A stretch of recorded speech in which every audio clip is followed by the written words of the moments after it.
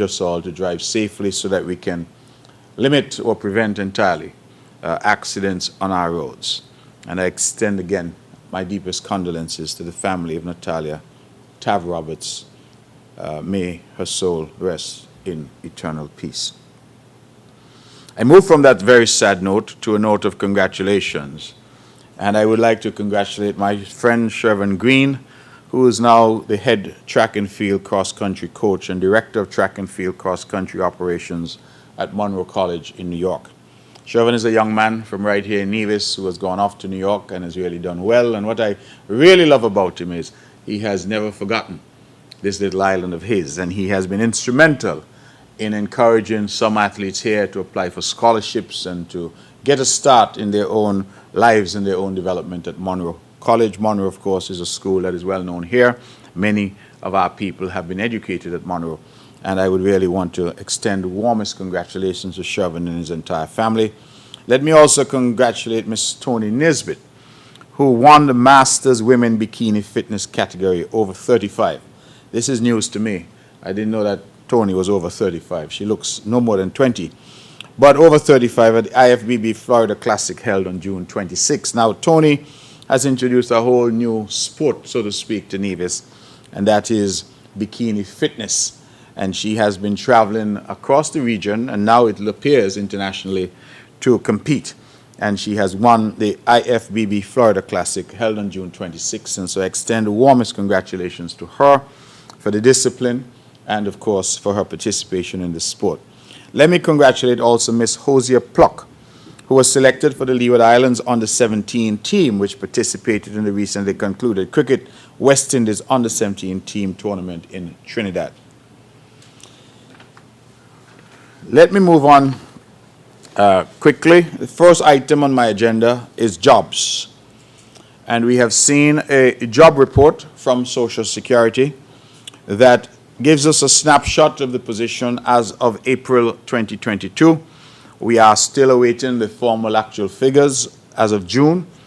But as of April, I believe the press and members of the public would be pleased to know that on the island of Nevis, the number of employees increased by 3.5% over last year. The number of jobs in Nevis increased by 5.9% over the same period last year.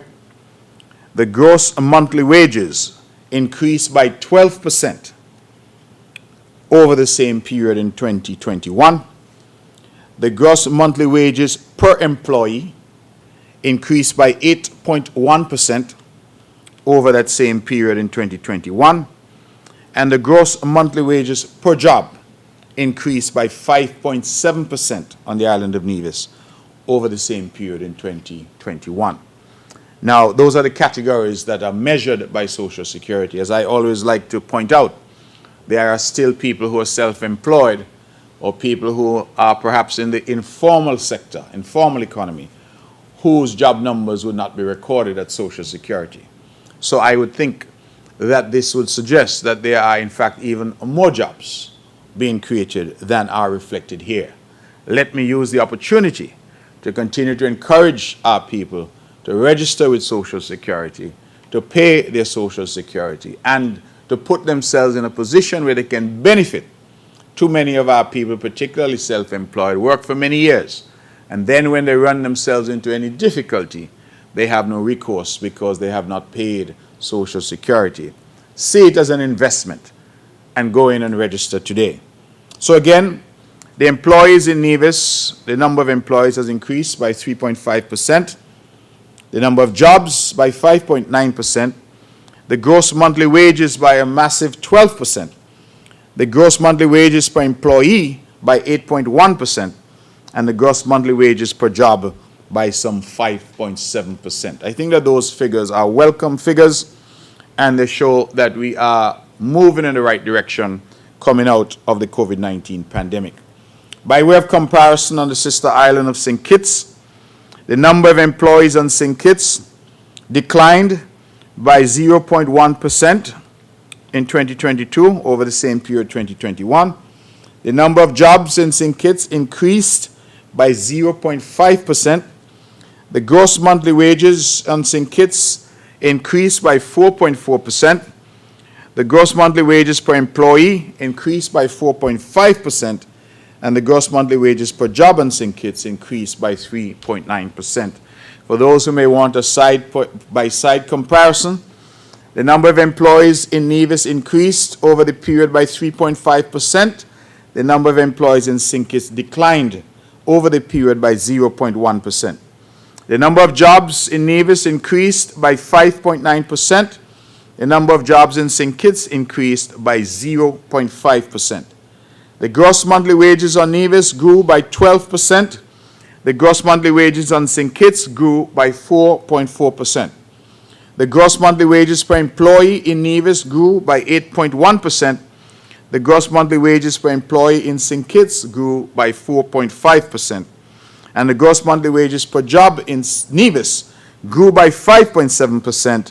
The gross monthly wages per job in St. Kitts grew by 3.9%. So that gives you a snapshot of what we have been doing on the island and what, of course, our brothers and sisters on St. Kitts have been doing as well. Again, those are the latest Social Security numbers up to April of 2022. Let me shift from jobs to tourism and to report that the Nevis Mango Festival, which was held from July 1st to 3rd, appeared to have been a tremendous success. From all reports, it was incredibly successful, especially the festival dubbed For the Love of Mangoes, which was held at the Malcolm Gishard Recreational Park on Sunday, 3rd July, and where, I'm told, approximately 1,000 persons attended. The Nevis Tourism Authority and its partners would like to thank the general public for this overwhelming support of the Mango Festival. We extend congratulations to Devon Liebert, the NTA CEO, and his hard-working staff at the Nevis Tourism Authority for their efforts in hosting this, another successful Mango Fest. St. Kitts and Nevis Restaurant Week, that was held from July 14th to 24th, during which more than 50 restaurants across the Federation participated in presenting creative and tasty sweet potato-based dishes. Sweet potato was the local item of choice in relation to these dishes. Nevis this year had the highest level of participation of restaurants. This year we had 25 restaurants participating, up from 15 in 2019. The Ministry of Tourism, in collaboration with the Culturama Secretariat, also hosted a night market on July 9th, which featured a wide variety of vendors showcasing art and craft as well as local cuisine. The large and receptive crowd also witnessed the Culturama Soca and Kaiser Monarch tents. Again, we thank the public for their involvement and their participation. Let me switch to education, a topic about which I am very animated always and very supportive. We had on the 18th of July a very significant ceremony at the Malcolm Gishard Recreational Park. And that is when the Ministry of Education hosted a graduation to recognize students who passed the pilot test of Chinese as a foreign language exam. 17 students sat the exam and 14 of the students passed, 8 at the Novice 1 level and 6 at the Novice 2 level. Highest commendations must be given to Miss Shomia Thompson, a student of the Charlestown Secondary School, who sang both the national anthem of St. Kitts and Nevis and, importantly, the national anthem of the Republic of China, Taiwan. She rendered the Taiwanese national anthem with sheer precision. Now, I'll be the first to say I didn't understand a word that she sung, but the ambassador for Taiwan sat next to me, and he said in his comments that he was moved to tears at the precision with which young Shomia sang their national anthem. Commendations also to young Thierry Trotman and Ewin Telemark, who presented a bilingual speech with the fluency of Taiwan natives. I must take this opportunity to extend our heartfelt thanks to Ms. Shi Shen, Mandarin teacher, who came to Nevis at our request in October of 2020. She has worked with students and adults to teach Mandarin as well as the Taiwanese culture. A special thanks to my dear friend, His Excellency Ambassador Michael Lin, and the government and people of Taiwan for partnering with us to provide access to this important resource and for increasing the potential for greater success for our students and people as they acquire a new language. Incidentally, ladies and gentlemen of the press, this is one of the achievements of which I am exceedingly proud, because on taking office in 2017, I indicated to the Ministry of Education that we would want to introduce Mandarin as a second language, having since time immemorial had only French and Spanish being offered in our schools. And we approached, through our diplomatic channels, the government of Taiwan. They responded positively. And as a consequence, they sent us Ms. Shen, who is a properly trained and qualified language teacher. And she has embedded herself in our community. And to be there and to hear our children speak Mandarin, recite in Mandarin, sing in Mandarin, I was very impressed. And just so the public knows, if they may ask, why Mandarin, I'm advised that Mandarin is spoken by over 1 billion people in the world, representing over 11% of the global population. It therefore means that to engage with that language gives our young people an opportunity to engage with the world in a much more meaningful way. It also means that a lot of our youngsters who apply for scholarships to study in Taiwan, that they are able, when they get there, to hit the ground running, because they don't have the limitations that others may have of having to learn the language for a full year before they can start their studies. And so we think it's a win-win situation. I would really want to commend the government and people of Taiwan for continuing to be such a critical partner to the development of St. Kitts and Nevis. The Department of Education would have hosted their annual prospective teachers course from July 11th to 22nd. There were 42 participants, and the course, of course, provides insights into the teaching profession and the basic skills which teachers should possess. Let me congratulate all the participants and the entire team at the Department of Education for staging another successful prospective teachers course. Teachers who would have participated, you will be hearing, of course, from the Education Department in terms of your hiring, your placement, as the case may be. And again, I thank those who have stepped forward and offered themselves to become teachers on the island of Nevis. 7 primary school students are recipients of the 2022 Naomi Daniel Brown Scholarship, sponsored by the Nevis Association of Washington, D.C., NEVDC. In a short ceremony at the Malcolm Guichard Recreational Park on July 21st, the most improved grade 6 student from the Joyson Liebert Primary School and 6 grade 5 students from the public primary schools, who were identified as the most improved at their respective schools, received financial awards totaling $1,700 US.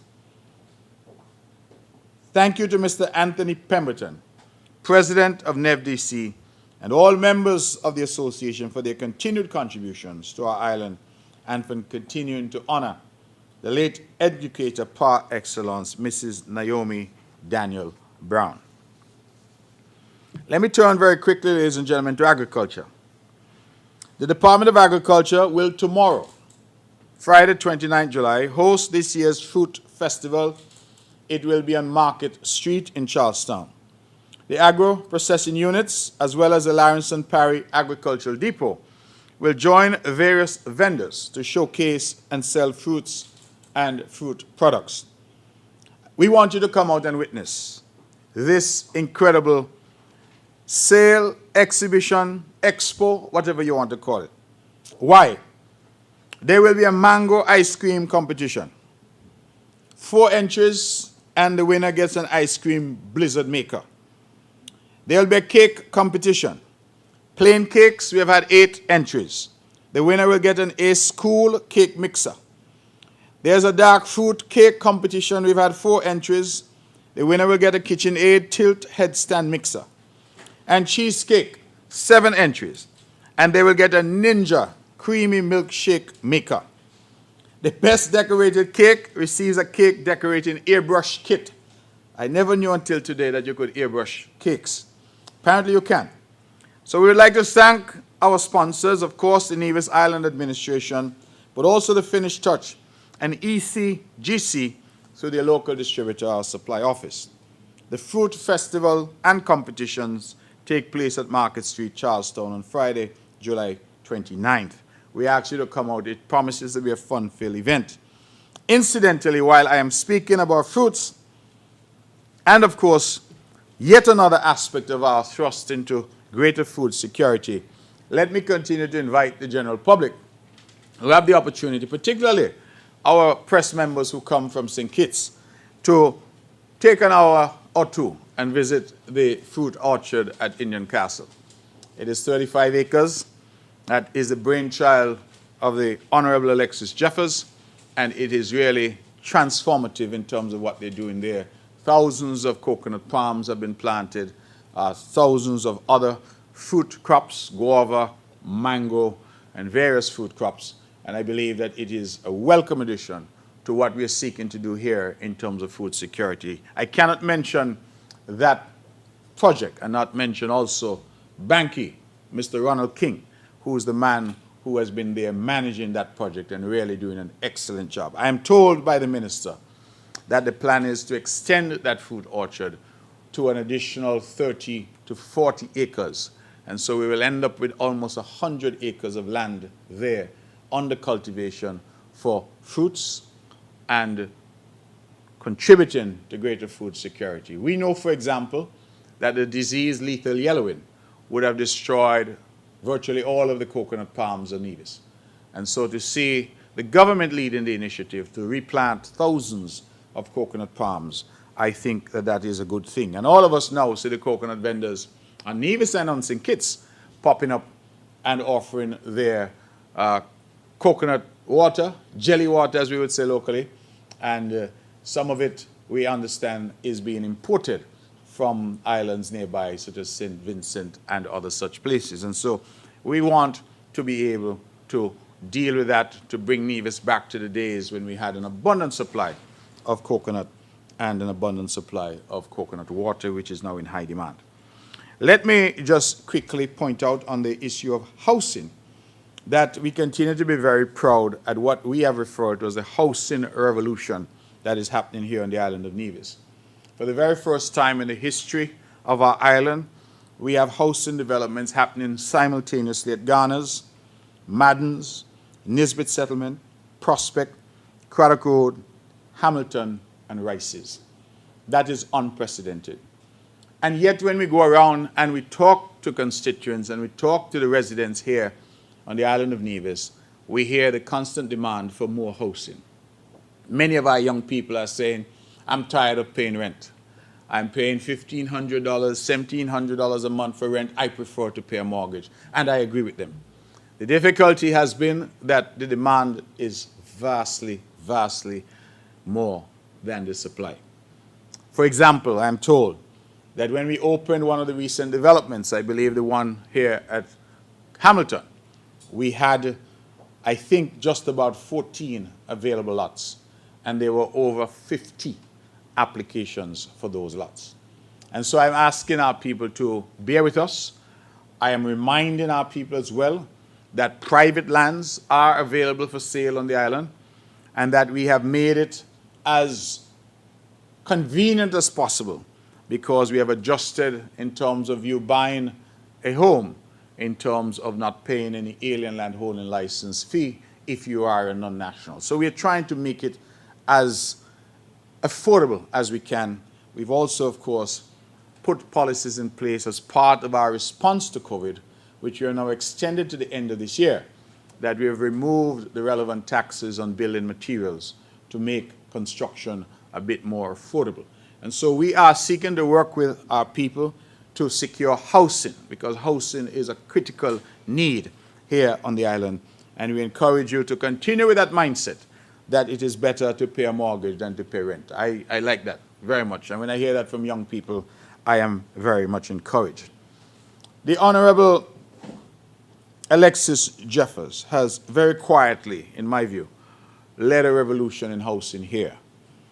And he has not only produce quality developments, such as that in Maddens, and we see now popping up all across the island of Nevis.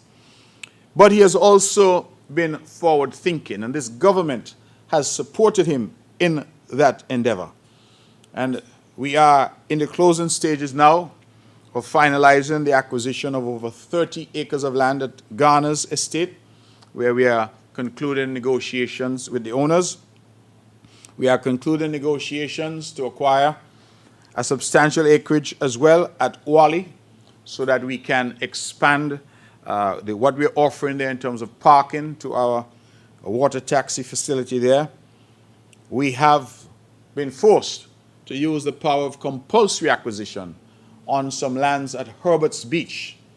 And those lands, I believe, somewhere in the region of 17 acres, were being sold to an investor, Miss Ann Bass of blessed memory. But we were concerned that it would have impacted the ability of the people of Nevis to access Herbert's Beach as we had hitherto been accustomed. And so Alexis Jeffers, as the Minister of Lands, would have intervened, and we would have compulsorily acquired those lands for the benefit of the people of Nevis, generations that are here and generations yet unborn. We are now to find the money to pay for those lands, and we are working on that. We are also in the final stages of some negotiations to acquire some lands for the expansion of the village of Barnesgood, a commitment that we would have made and a commitment that we are keeping. And so I want the public to understand that not only are we building homes, we are also seeking to add to the land stock that is available. St. Kitts and Nevis are different in the sense that in St. Kitts, of course, the majority of lands are government-owned. That is not the case in Nevis. The majority of lands in Nevis are privately held lands. And so oftentimes when the demand for government housing comes to the fore in Nevis, we are forced to buy land from private individuals, as we did in Craddock Road, and as we did right here in Hamilton. We are forced to purchase lands and then turn around and use those lands to offer to our people in terms of lands for purchase and lands for development. It is a difficult process because our people sometimes, when they hear that government is the buyer, the price gets very pricey. Is that correct English? The price gets pricey. So we have had to deal with that, but I would want our people to be patient, to see that we are in fact trying our very best, but we have those limitations. We have also acquired some 6 acres just below the ball field, the cricket field in Brownhill, where we hope to be able to launch a new housing development shortly as well. So the government continues to make every effort to satisfy the increase in demand for housing, and I continue to encourage our people, those Nevisians and Kittitians who are here, but also those non-nationals who live among us, to invest. And a home is perhaps for most of us the most significant investment that we would make. My father, blessed memory, used to remind me all through life that rent is dead money. And this is not to knock those people who are making a living out of renting accommodation, but if you rent for 20 years, after 20 years you still don't own anything. And so we encourage you, sometimes it might seem difficult, but it is better to pay and own than to pay for 20 years and at the end of the day you still don't own anything. Let us invest. Get a home, get a piece of land, get a piece of the rock, so that you can have something to leave to your children and grandchildren. I move on very quickly to public works. They've been doing a massive amount of work all across the island. Commendations again to Minister Spencer Brand and his entire team at Public Works. As you know, we are currently undertaking 2 significant projects, the Butlers Road project, and since the last reporting period, the first asphalt layer was placed on the section of the main village road from what they call the Domino College to the range. And we have been paving an additional section of the main road from the range to the Charles's residence. We expect to apply the final layer of asphalt and the week ending tomorrow. The Bath Road project is the other significant project that is ongoing, and the Public Works has mobilized works to reconstruct property, fences and walls within the section of roadway between the old Maud Smith Preschool and the entrance road to the housing project. 3 walls on the western side of the road corridor are currently under construction. A significant amount of land acquisition was required at these locations, and I want to go on record to thank the landowners and the people of Bath for their positive cooperation with us. Now, what we have done over the years, instead of seeking to pay people for the foot or two sometimes of land that we've been forced to take to enhance the roadworks and the road network here, we have offered them instead to provide a proper fence. And so sometimes you see a nice wall fence where there was none before. It is not that we are simply spending money to do a wall fence. It is by way of compensation to people for having taken a small portion of their land. And that has worked really well. And I want to thank and commend the people of Nevis who, community after community, have seen the wisdom of that approach and have really been willing to cooperate with us rather than forcing us to find the resources to pay them for the bit of land. They've simply said, well, if you can give me a proper fence, and it's all good. And so we have had the cooperation of the significant number of residents, and we are thankful for that. Work on the reconstruction of the Methodist stone wall is continuing apace, and if you drive by the Methodist church in Charlestown, you'll see what we're doing. The welding and body repair shop at the government garage is now completed, and we would hope that that is to be occupied shortly. The department has also completed village roads at Malcolm Hill and is also overseeing the extension of the concrete village road in the Zion housing project. They also undertook the responsibility of grading and paving the roadway and bridge between the wards and Girl Guides building. Public Works has also organized and is overseeing works currently being undertaken in Lower Stony Grove. The works they involve the widening of the roadway at the back of the Claremont housing development. To facilitate road widening, some 5 property fences have been demolished and reconstructed at a setback from the original location. I spoke the last time about a new fuel depot canopy and dispenser system at our garage and repair shop. That is now complete, and we have received official confirmation from Sol that they will now be using that new fuel dispenser system. Just to remind you that the reason for this was for us to modernize what was on offer there, for us to keep better track of how much fuel is going into the tanks and how much fuel is being dispensed, because government vehicles get fuel at this particular depot. So it will allow us to control in a much more efficacious way what happens at that particular location. I'm also pleased to advise the people of Church Ground that after some weeks, the culvert that we were doing there and the road construction in that area is now almost complete. During this week, we will pave the road carriageway and do some minor cleanups, and then that will be it. I want to thank them for their patience with us over these past few weeks. We also want to commend the Public Works team, what they call the building divisions, because you see they have road construction, but they also have people who are in the building division. And they have been very involved with Culturama, preparing the cultural venues, cultural complex, cultural village, as the case may be. They have, I'm told, erected a VIP area. They've been moving stages around. And every year, they provide this type of support under the leadership of Alistair Thompson. I want to thank them very much for their role. The last time we reported that the concrete for the footing for the Cotton Ground playing field retaining wall, that will be poured within a matter of days. I'm now pleased to report that the wall project is really proceeding nicely. Using local contractors from the Cotton Ground community, we are, as I like to say, building Nevis by us and for us. The block works have been substantially completed. The contractor is in process of placing the columns for the wall.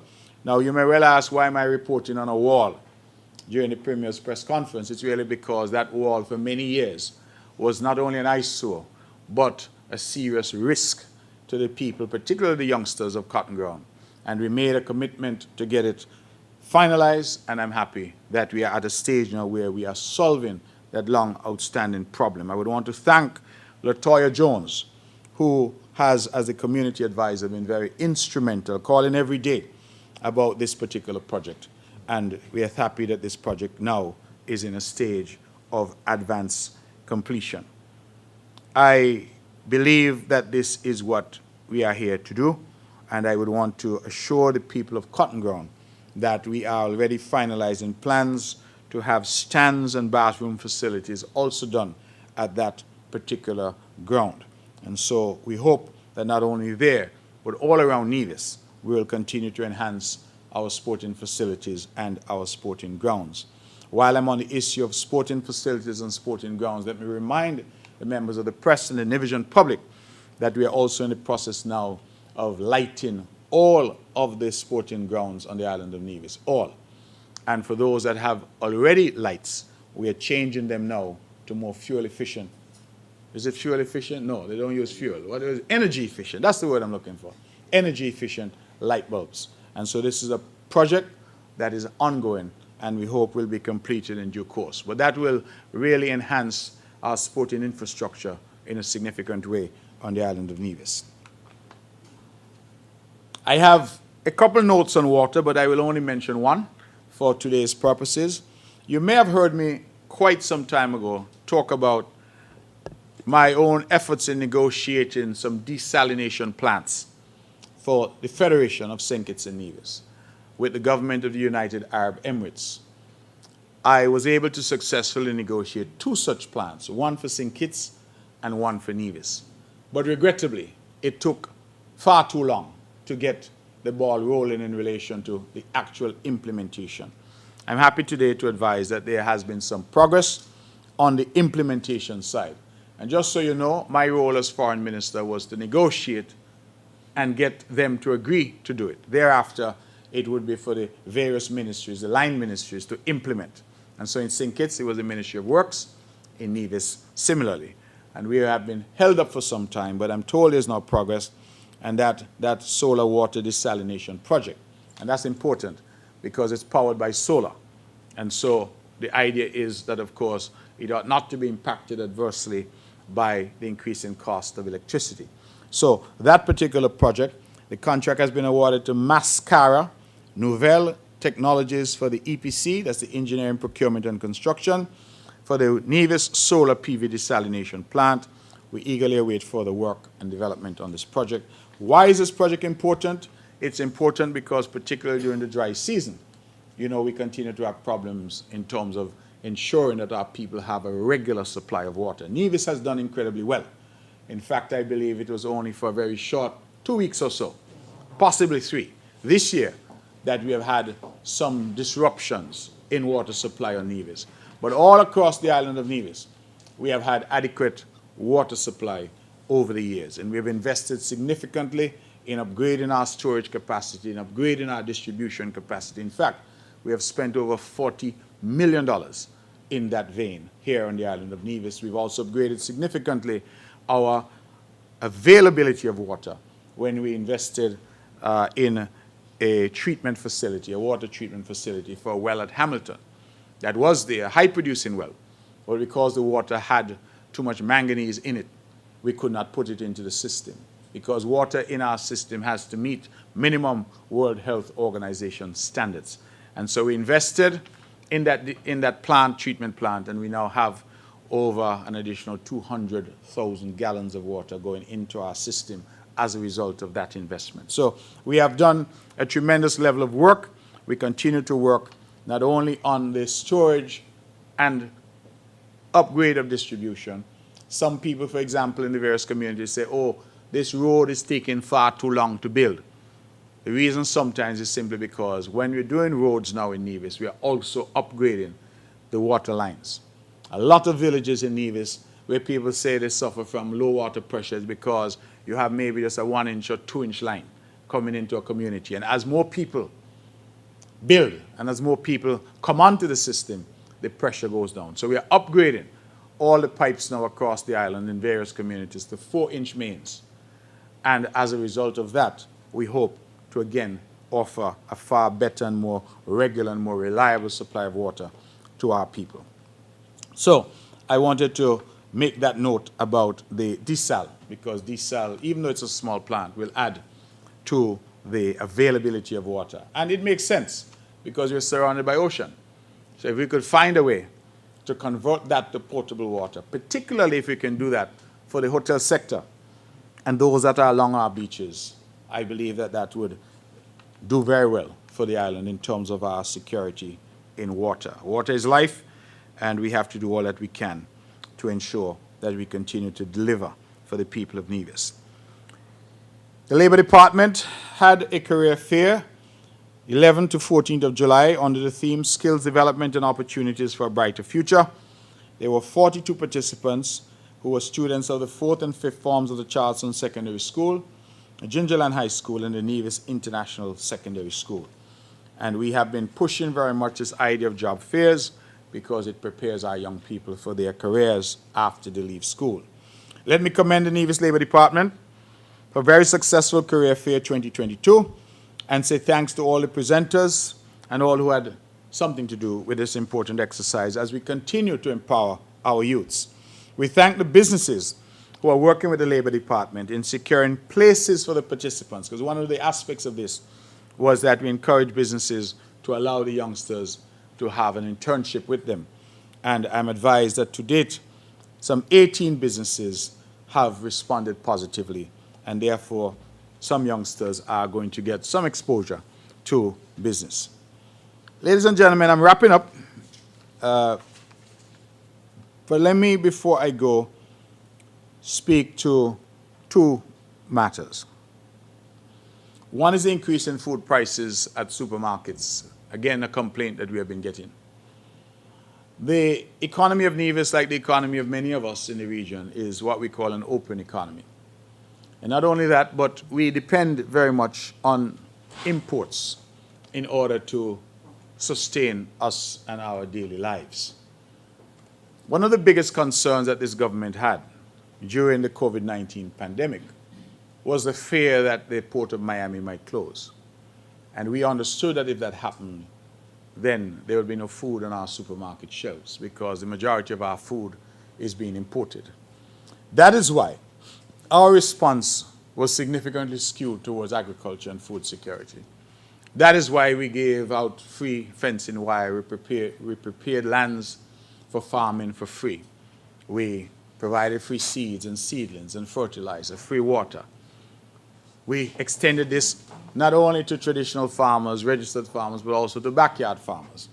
That is why we've invested in what I spoke about earlier, a 35-acre fruit farm at Indian Castle, which is to be expanded. The idea really, ladies and gentlemen, was to emphasize that we must grow more of what we eat and eat more of what we grow, because both go hand in hand. And I continue to applaud our farmers, again under the leadership of Alexis Jeffers, because one of the things he would have done is distributed free shade houses, I believe some 6 of them, valued at over $60,000 each, to farmers in Nevis to expand their production. We are seeing more and more youngsters, university-educated youngsters, getting involved in farming, but using technology. So not the fork and hoe of yesteryear, but they're now using shade houses, hydroponics, and using that technology. We see now some of our farmers who are packaging and offering their produce to the supermarkets and on the supermarket shelves. I was in St. Kitts recently, I saw Paris Greens, which is a youngster here in the Prospect area who's using shade house technology to grow greens. We know, of course, about A1 Farms and others who are producing young Gager, Anthony Gager, and others who are using technology to produce food. I would want to continue to encourage that. I also want to continue to encourage our people to buy local, to buy from our farmers, because it's one thing to ask our farmers to produce, but it makes little sense if they do so, and then our people still prefer to buy imported food when they don't know where that imported food comes from or how it was grown. We don't know if there are hormones in it, we don't know if there are pesticides, we don't know if there are chemicals in it. And so when we have local food, we know that it is organically grown, it is local, the value is good, it is fresh, it is healthy, and we invite you to buy local. Now this government, in its thrust for greater food security, has also built the Lawrenson Perry facility at Prospect. And that facility, again the brainchild of the Honorable Alexis Jeffers, was designed to create a storage facility so that our farmers can bring produce there and have it stored. And then our marketing department in agriculture then has the responsibility of selling that product. And that is why when I mentioned that tomorrow there's a fruit festival in Charlestown, the Langston Parry facility will be brought into play, because a lot of what they have there will be made available in Charlestown. So I am laying it out to say that we have been trying to respond even before this escalation that we're seeing on supermarket shelves in terms of prices. Ladies and gentlemen, the only answer for us in terms of escalating food prices is to grow more of what we eat and eat more of what we grow. It may sound basic, but really and truly, think about it. The food that you buy in the supermarket is being grown by somebody. It's then being processed and shipped, and we buy it and consume it. We have fertile soil here. We have the capacity and the agricultural technology at our fingertips.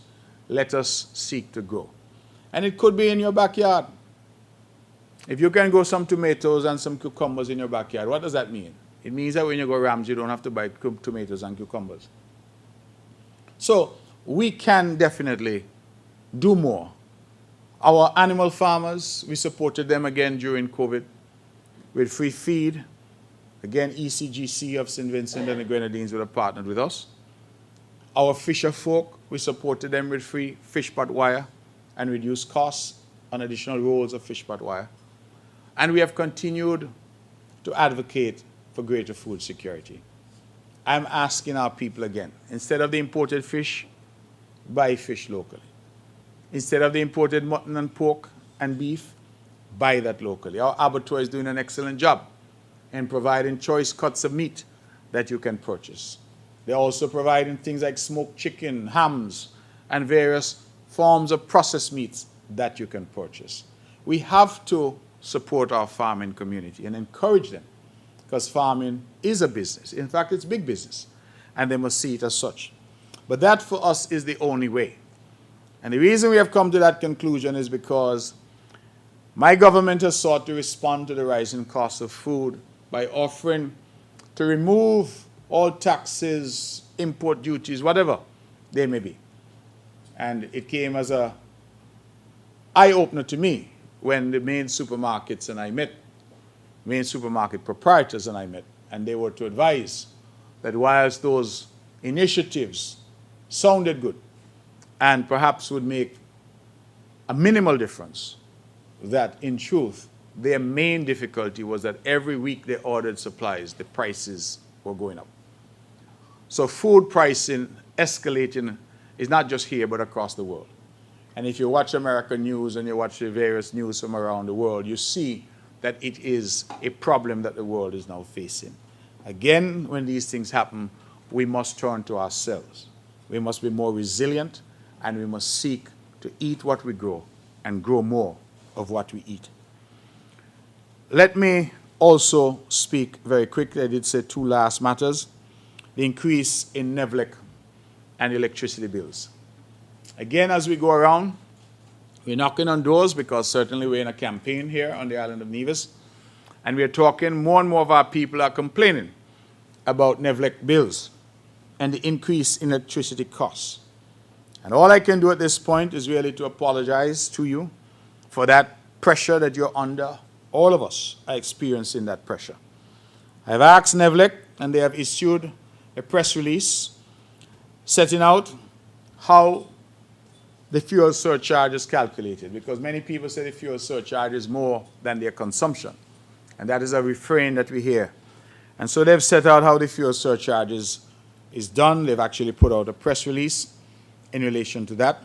But what I thought was interesting is that NEVLEC has blamed the ongoing Russia-Ukraine conflict for the rapid escalation in oil prices. And when oil prices escalate, it means that the price of oil products, such as diesel, which we use to run the engines, that those also escalate. And the cost really escalates as a result. We see the bus drivers who have sought to increase their bus fares. Incidentally, I'm still seeking to meet with them. I have not yet had the opportunity, because that increase had not been authorized by the government. There was no discussions with the government. And I want us to get back to a partnership with the Bus Association. So I'm making that appeal here again, that we need to meet to finalize these matters, because persons have naturally been complaining because some buses apparently have increased their fares, others have not. And so the public doesn't even know what the correct fare is supposed to be. But that's what happens when things are done sort of in the way that they were done, rather than in the usual collaboration with the government and with the sanction of the government. And so that is a matter that is still outstanding for us. But nevertheless, you also see an increase in prices, the price of bread, the price of various products that use electricity in generating their products. And wherever electricity prices or oil prices go up globally, you find inflation happening as a consequence. So it is a matter, ladies and gentlemen, that we are seeking to grapple with. Again, the ultimate answer is for us to finally harness our renewable energy supplies, to do more in terms of our wind, to do more in getting to the goal line in terms of geothermal energy, and that will insulate us from these rising costs and conflicts across the world. Saudi Arabia, Venezuela, Russia, any of these areas of the world have difficulty. We pay a price here even though we are far removed from that difficulty, because oil and oil prices is a global commodity, and that is the impact that we have. Now, what has our response been? NEVLEC has implemented some initiatives to assist you during these challenging times. Since September of 2021, NEVLEC introduced the use of a 6-month moving average of the actual price of fuel to calculate the fuel surcharge. And the mechanism helps to smooth out the wide fluctuations in the price of fluid. NEVLEC has, by so doing, sought to create a cushion so that the customers do not have to absorb the full impact of the fuel surcharge. Incidentally, I think that I should point out to you that that policy of NEVLEC has, in the last year, cost NEVLEC in excess of $3.1 million by way of subsidy. So even though the bill is high, and we acknowledge it is high, and we apologize for it being high, it would have been even higher had NEVLEC not absorbed some $3.1 million of that. To put it in context for you, ladies and gentlemen, the average price of fuel has moved from $7.98 per gallon in January 2022 to $14.68 per gallon in June 2022. So in just that 6-month period, the price has increased almost 100% in terms of fuel. So it is an untenable situation. And whilst that war in Ukraine continues, we do not see any immediate fix to this problem. So we're asking our people to conserve electricity, just like we ask you to conserve water when you can. We are, of course, pursuing our renewable energy supplies. We have asked NEVLEC, and they have since September 2021 introduced this rolling 6-month average. But the cabinet in Nevis has also gone further now, and we are committing to NEVLEC $1.75 million per month, specifically to try and cushion this shock that NEVLEC itself is experiencing. And so the fuel surcharge, as a result, we are capping the fuel surcharge at 65 cents. And that is significant because as of today, NEVLEC is advising that the actual fuel surcharge is 90 cents. So we are trying to cap it at 65 cents by the government injecting $1.75 million, per month into NEVLEC in order for it to pass on that relief to customers. Now, fair share has become a big issue in this campaign. And many say, oh, what is that? And what does it mean? I believe that it is a matter now of public knowledge that our citizens and residents who live on the sister island of St. Kitts are not paying the fuel surcharge. And you may ask, well, how is that possible when in Nevis, fuel surcharge is higher than the electricity bill? And it comes back to the very argument that we keep making, that it is from the citizenship by investment monies on St. Kitts that fuel is being subsidized, electricity is being subsidized, and the people over in St. Kitts. So imagine you are a citizen of this country, and if you were to leave Nevis and relocate to St. Kitts, overnight your electricity bill goes down by more than half. because the government over there is subsidizing the fuel surcharge. If you're in St. Kitts and you move to Nevis, a citizen of this country, overnight, your electricity bill goes up by more than 50%. Because over here, we do not have the capacity to do the same. And that is why we keep saying the people of Nevis need, require, and demand their fair share of the resources of the country so that we can offer the relief to the island of Nevis and to the people in Nevis, just as our brothers in St. Kitts are getting that relief from our passport money. And I will leave that there in the context of the fuel surcharge and what it is we are seeking to do. Ladies and gentlemen, I believe I will end it there and invite your questions. I believe that the press is going to be mercifully brief today, since you know that I have a campaign to win, and so I urge you to be brief and to be merciful to me today in terms of time. Yes. Good morning, Mr. Premier. Good morning to you. Maybe then you should have taken that into consideration and kind of capped the opening speech. It So was give us a capped. chance to ask our questions. It was capped. It was really capped. There was a lot more I could say. All right. Okay, Hewlett Department of Information. Okay, I'll keep it brief as per instructions. When did you say the Nevis capping of the fuel surcharge will begin? And is there a time frame on that? Is it for 6 months? We'll see how it goes. Is there any more information on the desalination project, like the scope of it, and any kind of timeline? And since you mentioned election, and only for that reason, can you speak to the state of readiness of your party? And there have been, I think, one or two or several polls allegedly done in St. Kitts and Nevis. What is your take on what has come out of those alleged polls? Thank you. The capping of the fuel surcharge, I think initially the cabinet had committed to do so for 3 months, and then we will assess at the end of 3 months where we are in terms of providing that additional money to Nevis to try and keep it at 65 cents. The desal plant, I do not have any more information at this point, except to say that it was a project whose genesis has been now some years ago, and we are grateful that there appears to be some movement on it, and I will undertake to get additional information to the press in relation to that. Elections and state of readiness, I think that people would know that the Big Blue Machine is always ready. We were ready for a local election where we anticipated that we would have been able to win all 5 seats on the island of Nevis, but since this federal election has intervened, we expect that we will win the 3 seats, retain the 3 seats that we have, because the people of Nevis have clearly demonstrated that they want a voice that is strong and unified in Bastille to represent them. They have clearly demonstrated that they're satisfied with the level of representation that they have thus far received in Bastille. And I believe that the stance that we have taken in saying that the people of Nevis demand and deserve their fair share and their fair shake in this country, that is a message that has resonated. I really have not paid any attention to the polls. Polling, as you know, it seems to me is an imperfect science here in the region. The more you pay, the better the poll. And so we have decided that we will not waste our resources in the CCM on polling and pollsters and pundits. I call it the 3 Ps. We instead talk to our people.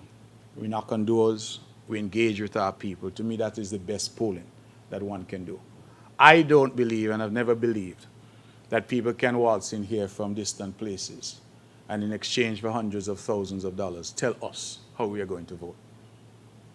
You also may not know, Ms. Hewlett, because I don't know if St. Kitts from whence you hail is similar. But Nevis people like to fool people. So a lot of times when the pollsters call, once they know that it's a poll, they start to tell you all kinds of things. And so when they run away with that, you know how many times my phone rings and it's a voter who say, well, they just call me in and I tell them this, or I tell them that. Let them run with that. It's very difficult. I see in America people walk out of a polling station and say they have what? exit polling. How did you vote? Oh, I voted for the Republican. How did you vote? I voted for the Democrat. Ask the division how they vote. I tell you, that's none of your business. What you want to mind my business for? So polling and the science of polling here in our culture, in my view, is not helpful. And so when I look at some of the poll results and the predictions, I just smile. Because every poll that I've ever seen in the history of politics since I've been involved said that Mark Brantley is going to lose. Everyone. And every election result, my margin of victory is bigger. So it's either that something goes wrong on election day, or it is that the pollsters have no idea what they're talking about. And so my view to the political parties who seem to be getting some fillip or some confidence from polls, CCM doesn't do polling. Well, let me put it differently. CCM doesn't pay for polling. We go out and we test the temperature of our people by constantly being in touch with them, because those are who we serve. And that is what we have done. So I pay no attention to the pundits, the pollsters, and the polls, because at the end of the day, for me, it's a colossal waste of resources. And we prefer to use what the resources we have to take our message into the communities and to talk to our people. And that has always been our position. I know that that does not make me the friend of the pollsters, but I see a lot of them running around the region. Matter of fact, a name was given to me the other day who apparently is embedded with our friends in the NRP Nevis here. And this name was given to me, so naturally I ran the name through my database to do some checks. And the result that came back was that this individual was neither pollster nor pundit. This was just somebody who says, somebody down here willing to pay me some money, let me come. And we have to be careful, you know, that this old-time description of an export, you know what the old-time description of an export is? Somebody from overseas with a briefcase. Have to be very careful of it. A lot of people come from overseas with a briefcase, say they come to tell you how to win election. And they have absolutely zero track record. In this CCM, we say we are the experts because we are the people living here, working here, and we are the ones who engage with the people of Nevis. And so, short answer, I don't pay much regard to them. So whoever wants headlines and want to interview pollsters who are paid, to me the big question to every pollster should be, who's paying you? You know, realize they never tell you that. They should start with a disclaimer. I was paid by the PLP to do this poll. Now the PLP is going to win the election. At least then the public understands what is being said. But they come as if it is science, when in fact it is bought and paid for. So I am not too interested in that. I simply say to the people of Nevis to ignore the noise and focus. And on August 5th, I believe the people know what they will do already.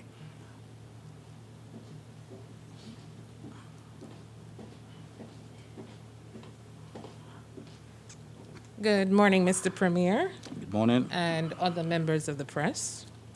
My name is Shamika Bajin of Von Radio. Question 1. Are there any ongoing plans to resuscitate air traffic at the Vance Amri Airport?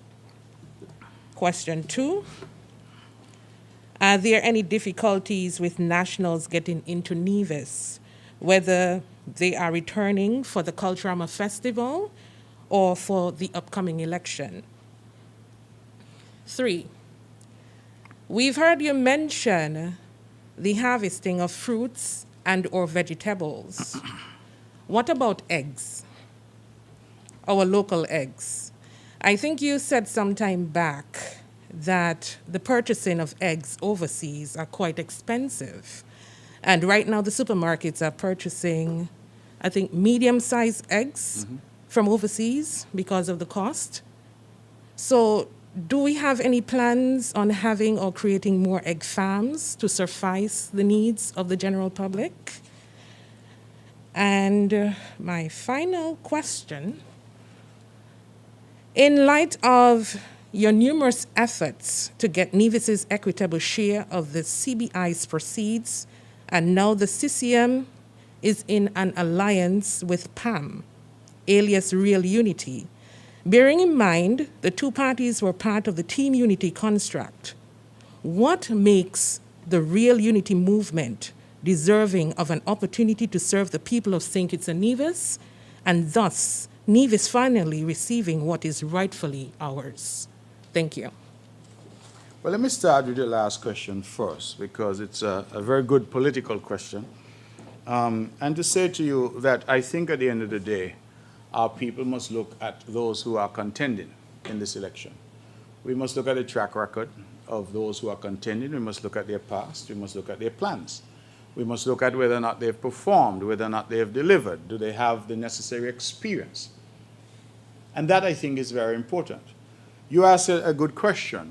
What should our people expect in terms of this, and how should our people almost be assured that this will work this time? And the short answer is that there is no assurance.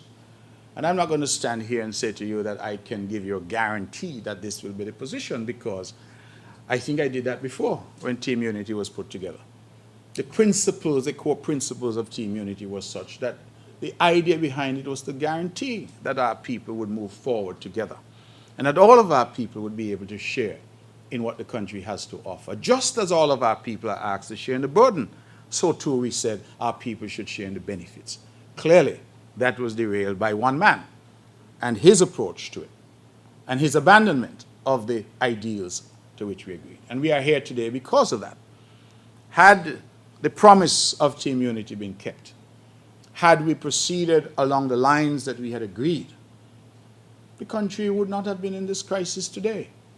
We would have proceeded on those core principles. The people of Nevis would have got what belongs to them, not by way of favor, but because they are full citizens of this country and entitled to the full fruits of their citizenship. And so, for me, it is difficult to say to anybody that this is a guarantee. What I can say to you is that there is no way that the island of Nevis, in the current construct, to be in the federal cabinet and to be in the federal government except by way of coalition, because there are only 3 seats on Nevis. So there's never an opportunity for the island of Nevis to form a federal government on its own. We must have a partner if we are to play a role in terms of the federal government.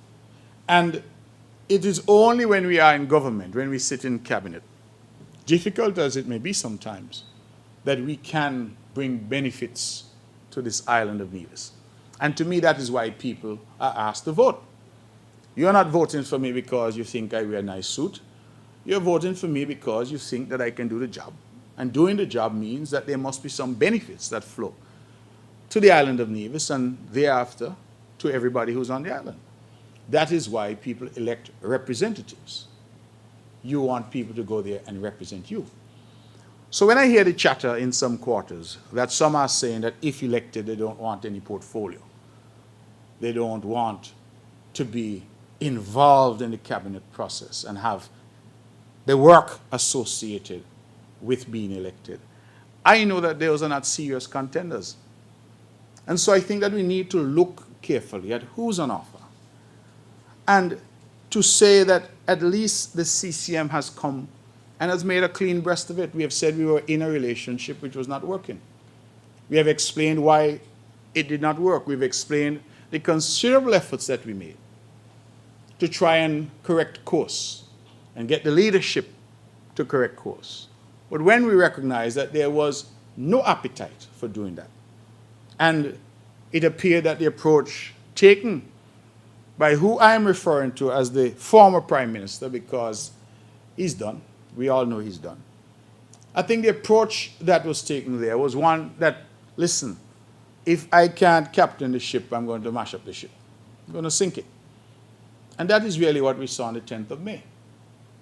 I would want to go on record yet again to point out that the Honorable Sean Richards and I, representing the majority of Team Unity, 7 out of 9 seats, did not demand of Timothy Harris that he resign. What we demanded of him was that there be a correcting of course, that the ship had run aground and we wanted the ship to be refloated and to get back on course with the principles that underpin Team Unity. And he refused. Sent an 18-page epistle. I'll know when I finish reading it yet, because I can't understand that response that came to legitimate concerns being raised. Imagine, if you will, Ms. Budget, that we had an ambassador for St. Kitts and Nevis at the United Nations, the most significant ambassadorial post, who was on radio daily bashing members of the cabinet. This is our ambassador. And when that was put to Timothy Harris and said to him, this was not acceptable. I have been around diplomacy now for 7 years. You cannot have an ambassador for a country going after members of the government, or going after anybody for that matter. This was not acceptable. His response was that the ambassador has freedom of speech. Well, that's an interesting response, because it means, therefore, that any of us could bash anybody else in the cabinet. When we talk about these legions of fake profiles that he has working for him, and people close to him who are so bold as to write under their own names on social media, attacking constantly partners in Team Unity, or their freedom of speech. So when you hear that even those basic things, an unwillingness to just pick up the phone, Patches, what you're doing is foolishness, go sit down. Or maybe that is not press conference-like language. Ambassador Library, what you're doing is nonsense. Could you please go and take a seat and desist from your foolishness, which is leading to frictions and difficulties within the Team Unity construct? That's what a real Prime Minister would do. Simple things. When we say that it is not proper that you have such a concentration of power, already the power of the Prime Minister, but you're the Minister of National Security, you're the Minister of Sustainable Development, you're the Minister responsible for Finance, and all the levers. You can't get a single person on the STEP program or on the PAP program or into the Peace program or into any of these social programs unless the Prime Minister says so. And then when you tell your constituents, as he said to the cabinet, these programs are closed, they cannot admit of new membership, the same constituent come back later and tell you, well, how you tell me that? And I go and talk to the man and I go on the program now. These were the things that we had to deal with. And so we sought, even in the face of all that, for compromise, because we understood that the country was bigger than any one individual. And the response that we got, Ms. Budget, was to mash up the government, to dissolve the parliament, and to decide that we will have to face an election. And I believe that it is a matter for the people of Nevis, but this election has been staged in the heart of our Culturama. The first Culturama that we're having after the COVID-19 pandemic, when many of our people were looking to come home and to revel as we celebrate our cultural heritage here on the island of Nevis. Dr. Harris, in his wisdom, has decided that this is the time that we should be out campaigning. So I have not even been able to go to a Culturama show yet. I do believe I will be in the Long Jam, though, because we have a blue troop that is coming down the hill. But that is the reality of what we face. So I am not going to stand here today and say to you that I can guarantee that this will be the result. What I can commit is that just as I'm fighting now, I will fight, and the team that I represent will fight for the best interests of the people of Nevis. I remind you that we did so when we were in opposition, when we faced a Labour NRP regime in Bastille back in 2015. And many would have thought that, well, you're now in government, so you'll lay down. I said no. Yes, we will try to compromise. Yes, we'll try to negotiate. Yes, we'll try to work out problems. But once we realize that there's no compromise, there's no effort to correct course, we did what we had to do. And we're here now coming back to the people of Nevis and saying to them that we are the right team. Send us back to do the job that you know we can do. You asked about eggs. And I am happy to say that for some years now, Nevis has been fairly self-sufficient in egg production. As a matter of fact, we met when we got into office a practice of allowing individuals who were not egg farmers to import eggs into the Federation, into Nevis, I'm sorry. And we put a stop to it. Why? Because people were bringing in eggs to compete with the local farmers who were producing eggs. And so what we said was, we will still import eggs, but only through the main supermarkets, or alternatively, if the egg farmers themselves want to import eggs to supplement what they're producing locally. And that has worked in terms of giving them that room to grow and develop. The problems that we had recently is that the quantity of production locally had fallen dramatically below the demand. And that is why we had to open up to allow more eggs into the island as a consequence. We normally really only see large-scale importation of eggs during Christmas season and times like those. But generally, for regular consumption, the egg farmers in Nevis do an excellent job in sustaining what we have here. Is there room for more? Absolutely. And the government has always encouraged those involved in agriculture, the business of agriculture, to come forward, and we provide those necessary concessions and incentives to encourage them to be a part of the food security thrust on the island of Nevis. We also have big plans not only for the egg industry that you asked about, but also for the chicken, meat, poultry, what I believe they refer to as a broiler industry. And already we've identified lands, we've already identified some investors, outside investors who are interested, but also local investors. And the idea is that the government will construct a central slaughter facility, and then persons who are raising chickens will bring to that facility, just as we do our abattoir now. But this will be a dedicated facility just for chicken. And the idea is that we would like to produce local chicken, that our people can feel comfortable knowing that it is without the steroids and hormones that we hear are injected into chickens elsewhere. And here we have local meat. And again, another string to our economic bow, because we see that as generating employment and generating a new sector here on the island of Nevis. So it's all part and parcel of the overall plan for greater food security. Nationals coming home for Culturama and to vote. Thus far, we've had a few hiccups, but not too many. Of course, I expect that most people coming in to vote are going to be coming in at a later stage, but people are trickling in for purposes of Culturama, for their summer vacation with family, as the case may be. I had a report just this morning that a few persons had missed their flight because they could not get the authorization to come on time. And I continue from this rostrum to appeal to those who are manning the portals in St. Kitts to ensure that there is no manipulation of these portals. The CCM has written through its chairman, the Honorable Troy Liebert, to the Attorney General to indicate to him that we consider this a very serious political issue, because we are concerned, based on the rogue behavior that we've already seen in the country, that some will seek to deny some people coming in, but approve other people coming in. We have had a very cryptic response to say that the matter was considered by the task force and that recommendations will be made to the cabinet. I assume they mean the remnants that they have masquerading as a cabinet. We'll wait to see what decision they pronounce.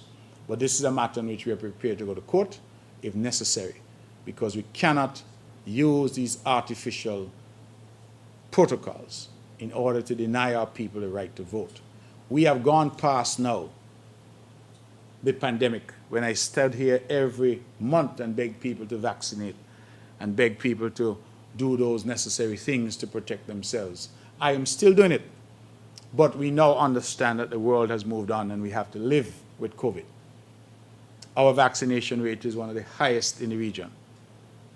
Our mortality rate is one of the lowest in the region. Here on the island of Nevis, we have been credited with one of the best management of COVID-19 in the entire region. And yet, we are seeing islands with much lower vaccination rates, countries with much lower vaccination rates, which have done not half of what we've done in managing this pandemic, removing these restrictions and allowing people to travel again. Bearing in mind that our primary industry remains tourism, travel into is critical.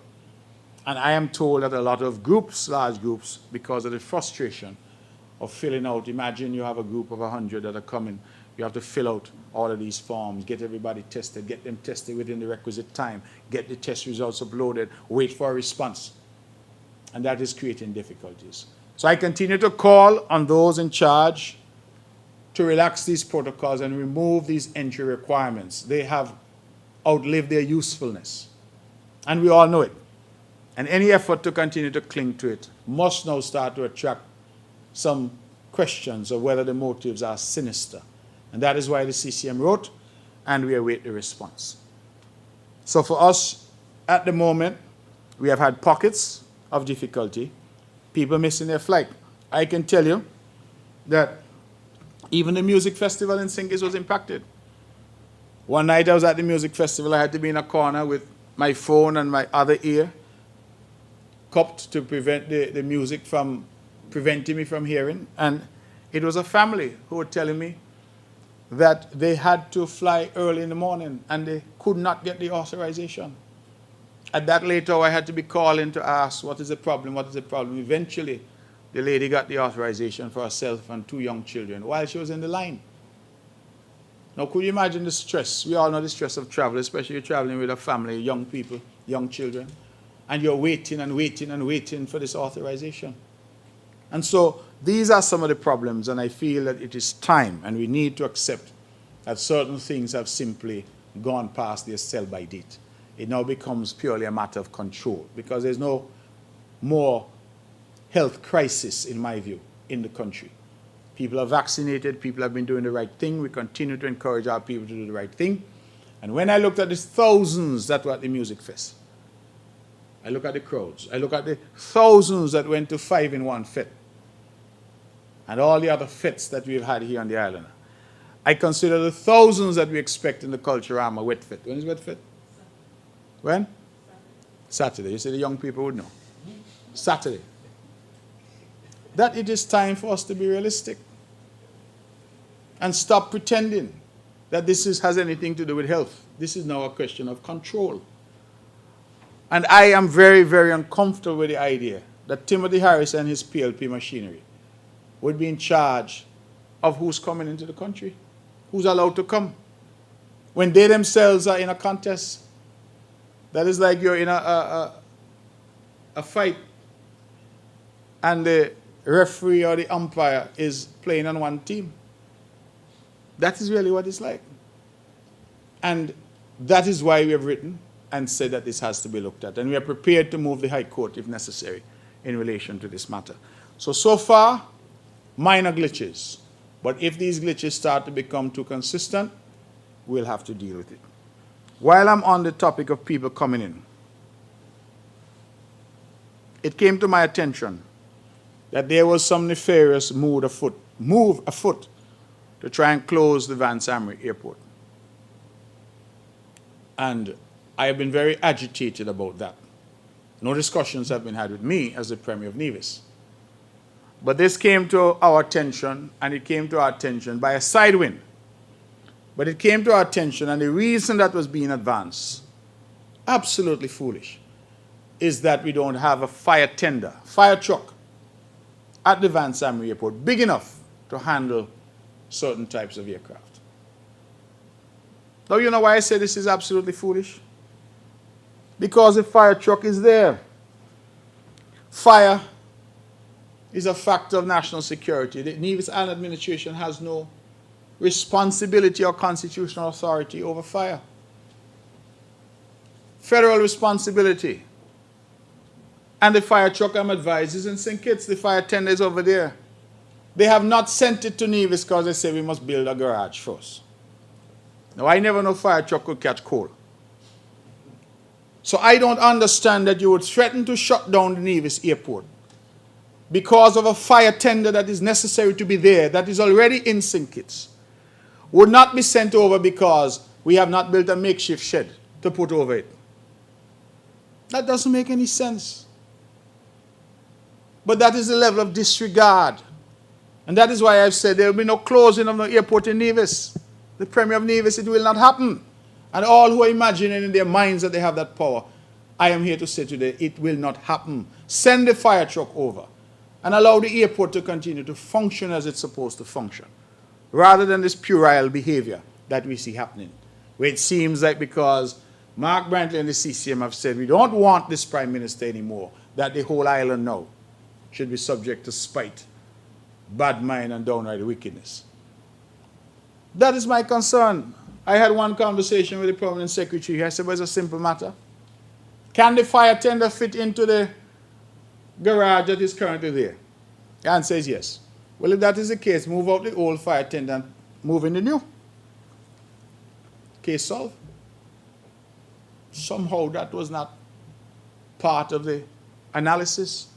And so we have written indicating that we are moving out the old fire tender and the space is now there for the new fire tender. Since it's garage you want, garage you get.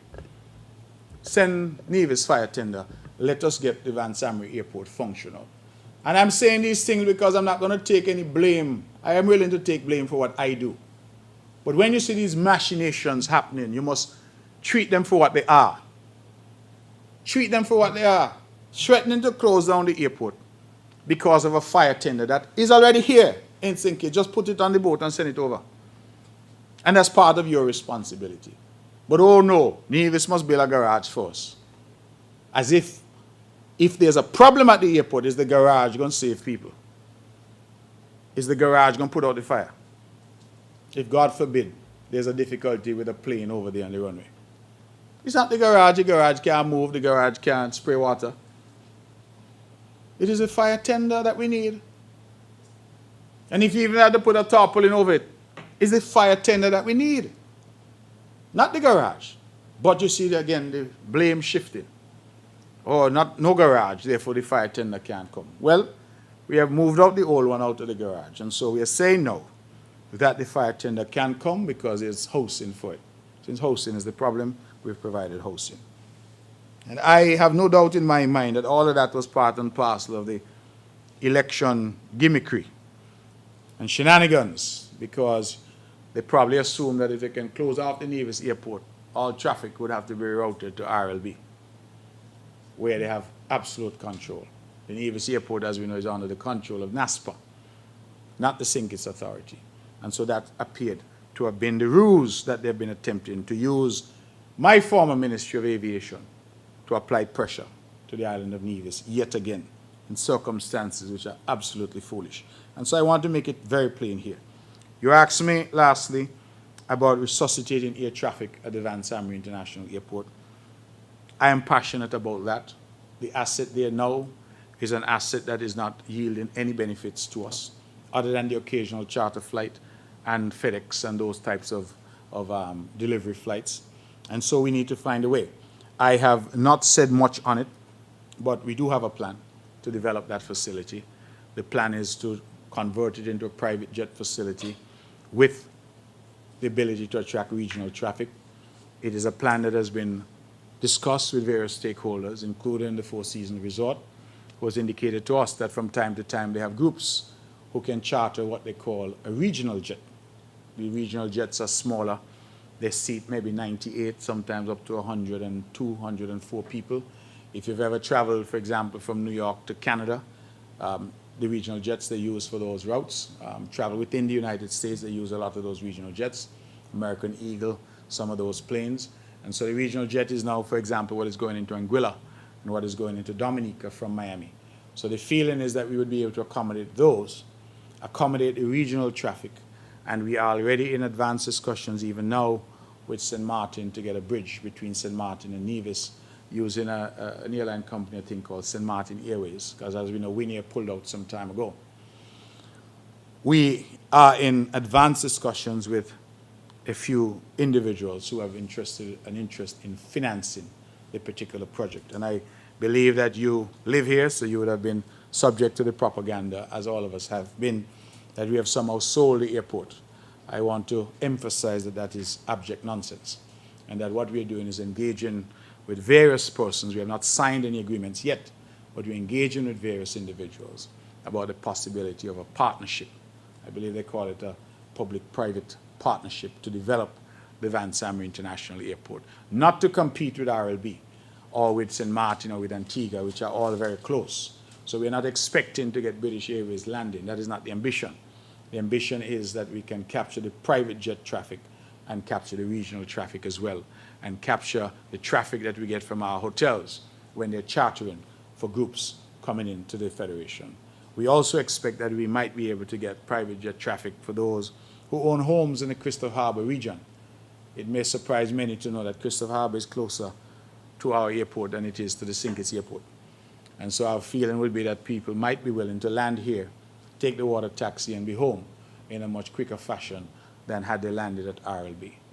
So we are committed to expanding that infrastructure and to partner with airlines to come.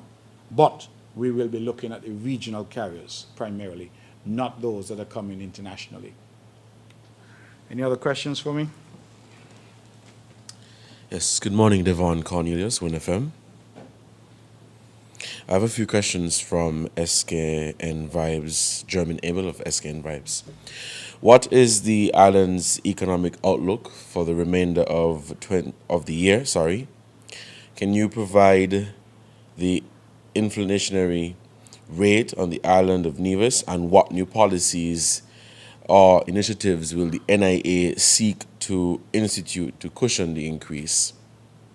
Now that the attention has been turned on the ravages of COVID-19 from COVID-19 to rebuilding, what are the gains and losses that the NIA has found coming out of the pandemic? Has the NIA taken on any additional debt resulting from COVID? And what are the levels of import and export during that period? And these are my questions, just two. What is the status of the Alexandra Hospital? And with the news of countries in the region, such as St. Lucia, stepping up or doing monkeypox surveillance, what is happening at the local level? Thanks. Why, Devon, Mr. Cornelius, sorry. If I'm allowed to make a joke at my press conference, we have so much monkey here. I don't even know. I believe all of us should be immune from monkeypox by now because the monkey population is so high. But our health professionals continue to monitor the situation in relation to monkeypox. We have not yet received from them any sense of panic or hysteria. Well, let me not use that language because they never panic. But we haven't received from them that there is any need for heightened concern at this point. So we will continue to monitor. As you know, the region operates with PAHO and CAFA, the regional institutions, and so we expect that the same standards will be applied across the region in terms of monitoring. We have not, however, as I said, had that alarm bell rung for us just yet. Alexandra Hospital updates. I made a note here that I expect Mr. Cornelius to ask me about the hospital. And so on my way here, I called and I was told that the windows are being installed. We're now over 60% complete on that. We should, they say, expect to have all the windows installed within the next 2 weeks, and that the painting of the structure should start as well within the next 2 to 3 weeks. So we are really moving to a stage now of having that outward appearance of the hospital. As you know, work has been ongoing on the interior, and I am advised that we have received from the consultants over 500 pages of specifications for the interior, and that work is done, and that those 500 pages of documents are going to be with us, I think, today or tomorrow, being shipped via courier to us. And so we will now know exactly what the specifications are as we continue to build out the interior of that facility. So I am happy to report that the things such as windows and painting and all that is clearly on track and should be done very shortly. I think once that is done and you drive by, the building starts to look to a state of greater completion on the outside. And that is what we're seeking to achieve. And then, of course, the majority of the work then will turn to tiling and paneling on the inside, as we have already started. The economic outlook for the rest of the year, I think we are cautiously optimistic, Mr. Cornelius. We are cautiously optimistic because our tourism season this year has been much longer than anticipated. As a matter of fact, up to this week, which is the end of July, we're approaching now, we still have groups that have come and are at the Four Seasons Resort. And of course, we expect to have a boost from Culturama, albeit we have the election in the middle of that. Well, election itself will bring a boost too, because we expect greater consumption, greater activity, as people go out and attend the meetings, etc. So we expect that the prospects are relatively good. My last update from the Ministry of Finance officials, which I received just about 3 weeks ago, suggested that we were on the right track. We were marginally ahead of projections in terms of revenue and behind in terms of expenditure. So it means that that is a good place to be. Of course, let me hasten to say that we would have done that during the better days, because we understand that the tourism industry contributes most during the winter months. So from January, February, March, April. But as I said, this year we have gone much longer than anticipated. And we expect that that trend, we hope, will continue. So our prospects are good. The movie business that we introduced into the Federation, they are about to embark on filming a major film here, what they call their first action film on the island. So we anticipate that that too will generate some well-needed activity across the island of Nevis. So as I said, my answer to that is that we are cautiously optimistic. Inflationary policies, it's difficult for us, Mr. Cornelius, as a small island, to set out policies to impact inflation. We, for example, don't have control of a central bank that we could deal with. Was it referred to monetary policy, where we can talk about interest rates and all of that? I see in some countries, in fact, this morning I saw on CNN that the U.S. Treasury, or Federal Reserve, whoever does it there, that they've increased interest rates now twice in a short space of time, creating history in an effort to battle with inflationary tendencies there. The island of Nevis doesn't have that capacity, clearly. So what we have been trying to do is what I've laid out earlier in terms of providing some concessions, in terms of providing some relief, and in terms of saying to our people, on food, for example, let us grow more. Let us eat more of what we grow and grow more of what we eat. In terms of electricity and the like, let us change behavior, let us conserve. We have argued, for example, that as our people have become more affluent, you have a situation where you have several people in the same household having cars. Some of them going to the same location, Charleston. And so we're saying, carpooling might be a way to save on fuel. Different ways that we can operate. But I think in terms of setting some policy to deal with inflation, that is difficult for us given our constraints as a small government. You asked questions about jobs. Rebuilding after COVID, and what are some of the gains and losses. I think the gains are that we become more resilient. I think that our people have decided that we must do more to help ourselves. We're seeing more small businesses popping up. We're seeing more effort in agriculture and growing more of what we eat. I think those are good trends that we should encourage. Of course, those came about in part because of policy prescriptions of this government, including the $5 million entrepreneurship fund that we would have declared, and that has been subscribed heavily by our people, offering to women and youth up to $100,000 in seed money to start small businesses. We've had good response there. We're also, of course, seeing in terms of new jobs being created. The movie industry, as I've suggested, has created some well-needed jobs as well, and some well-needed transfer of skills, as our young people now get the opportunity to be part of the machinery of making movies. And I want to again go on record to thank MSR Media and their tremendous effort and commitment to the island in that regard. The main thing that I think we've experienced during COVID has been job losses. In April of 2019, Social Security data suggests that the island of Nevis had the highest number of jobs in the history of Nevis. April 2019. By April 2020, we had lost over 1,000 of those jobs. Matter of fact, I think the figure was closer to 1,500 of those jobs. And so we are still recovering. April of 2019, we had over 6,000 jobs being recorded for that month here in Nevis. And we're still struggling at around 5,700. So it means that we still have not regained what we have lost. And so we must continue to make the effort to create jobs and to do more in terms of job creation. Did we incur additional debt? The short answer is yes, particularly during the COVID period. We are very proud of the fact that rather than retrenching workers, laying off people, we preferred to incur debt to ensure that our people were paid on time and in full. And I continue to say it's a badge of honor that this government did not lay off anybody, that this government ensured that every single public servant, every worker in every statutory corporation, every pensioner received their payment in full and on time. Even during the pandemic, when things were locked down, people were not at work, and clearly there was no revenue coming in.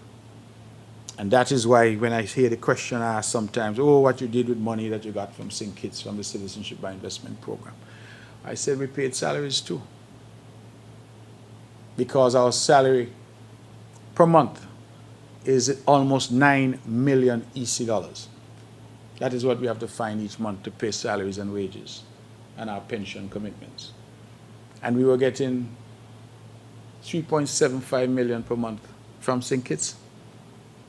So there was a gap there of over $5 million each month with our economy closed. So clearly we had to borrow. But it was debt, in my view, which was necessary.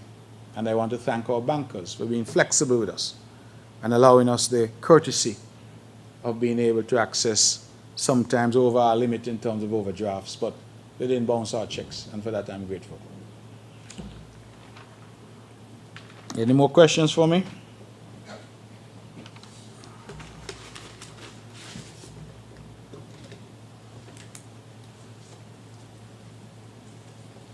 Good morning, Premier. Glenn Bart, SK Newsline. Good morning, Mr. Bart. Piggybacking on some of the things you've said this morning in regards to the need to create more jobs, for example. The world has changed, the region has changed, lots of things have changed. So it seems to me that it requires a sort of new dynamics in terms of researching what is available that Visions can get involved in. You mentioned the movie industry. I remember you spoke about marijuana, the interest in marijuana, but what about things like IT, and how far can we go with that in terms of engaging our young people in that kind of endeavor? So I'd like you to comment on the strategies that you will use going forward in terms of generating new revenue sources for the island of Nevis. A lot of being said. You have PAM and CCM in this current coalition, and there is, I guess, among yourselves high confidence that you all will win the elections. But elections there are people turn out to vote, and when the votes are counted, that's when we know exactly who wins. Sure. So, my question to you is this: if in the event that PLP wins the election on St. Kitts and can form the government, what would be the Nevis Island administration's approach, particularly from the CCM-led Nevis Island administration, in terms of getting that CBI revenue sharing issue resolved with the federal government? How are you going to approach that? That's my question. Thank you. Mr. Bart, first of all, I owe you an apology because I believe you and I were supposed to speak, and it hasn't yet happened. So I apologize, and I hope it happens soon. PLP wins the next election. I think that we will see pigs fly before that happens. That, from my mind, is far-fetched, but since you want me to engage in fantasy, let me just say that we have in Nevis been forced over the years to work with governments that are hostile to Nevis and hostile to the NIA. I will just remind you that in the period 2013 until 2015, that the NRP in Nevis was embedded with the Labour Party in St. Kitts and in government over there. And the hostility was quite significant. That is the period when we had our checks bounced, for example, at National Bank. And our public servants in Nevis were not paid on time as a result of that. So we have weathered those storms before, and I believe we are more than capable of dealing with those storms again if they were to arise. On the issue of our fair share of the citizenship by investment resources, we do not propose to relent on that. And we have already taken legal advice on this matter, that we are prepared to move the court, the High Court, if necessary, to seek redress on this particular issue. I would want the people to understand that this is not a political discussion or a discussion for political season.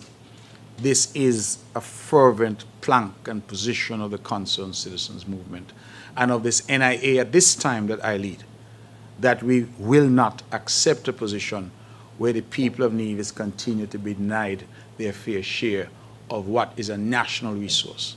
And we are very resolute in that regard. And we will do all that is necessary, including moving the court, to get that share. Of course, as I said, your question is highly hypothetical, and I do not ordinarily engage too much with hypotheses and things that are purely within the realm of what if. But I'm confident, based on what I'm seeing, that this election on August 5th will be the last gasp of this PLP regime. And I'm confident that the country is going to breathe again and move on again in a way that unites us, rather than divides us. The divisiveness that we see now, I think, is unfortunate. We've taken several steps backwards. And it is time, I think, for all of our people to work towards unifying our people and unifying our country. And I am confident that our people on the 5th of August will do exactly that.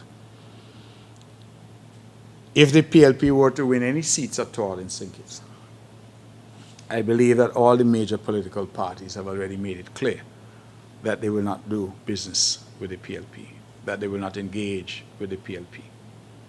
And that in of itself speaks volumes. It seems to me that everybody else is willing to speak to each other, but nobody wants anything to do with the PLP. That level of toxicity that has been introduced into our body politic speaks for itself. This is not just CCM. PAM has said they don't want anything to do with PLP. Labour has said they don't want anything to do with PLP. And NRP that is involved with PLP is saying, don't tell anybody that we're involved with you. So there is clearly a situation where nobody wants to be publicly associated with the PLP. And that speaks for itself. It really speaks for itself. And so I don't see that there is any room for that kind of politics that the PLP has sought to introduce. When you have somebody who's clothed with the title of Prime Minister is going to say publicly that every dollar that Nevis gets is a dollar less for St. Kitts, who will say that we have no love for St. Kitts, we only want St. Kitts for St. Kitts money. That is what we want, to use St. Kitts. It tells me that he has no idea what it means to be Prime Minister of this Twin Island Federation. None. That is as stupid a statement as somebody saying that if Sandy Point gets a road, it is less for Keon or is less for Bastille.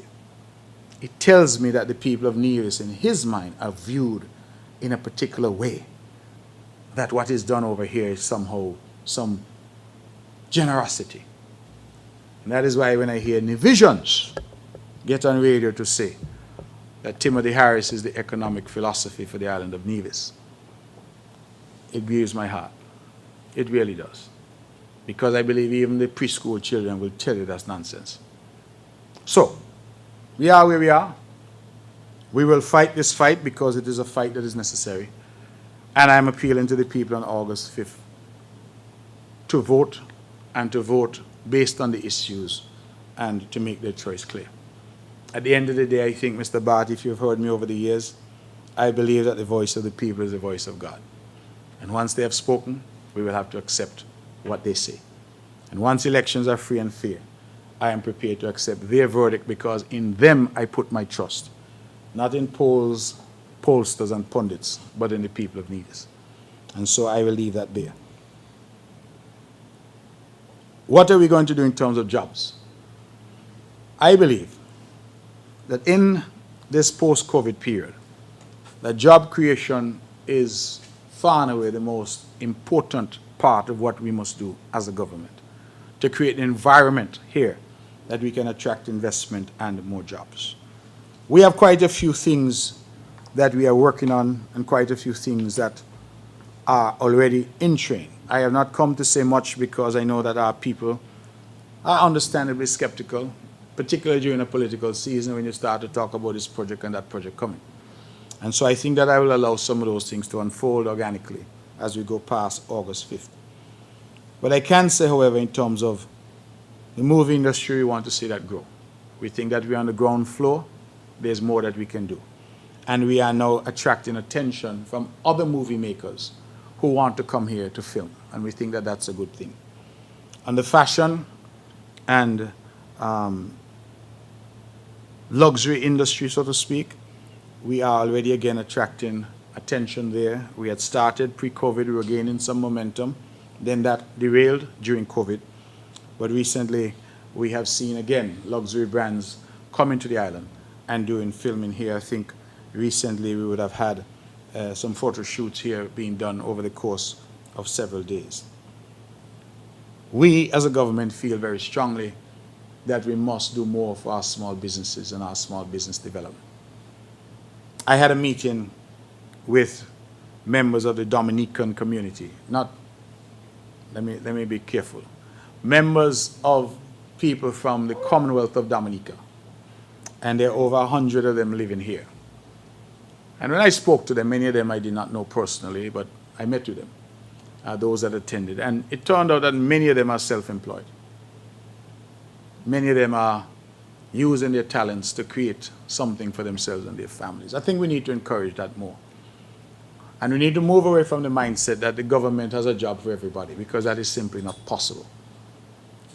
Small businesses are often underestimated in terms of what they do for the economy and the advancement that they can create for the people that are working there. And as I like to say, every person who opens a small business is one less person looking for a job. So, we need to do more. We started with this $5 million fund, which was a response during COVID. We want to see that expanded. In fact, we have recently launched the joint manifesto with PAM and the CCM.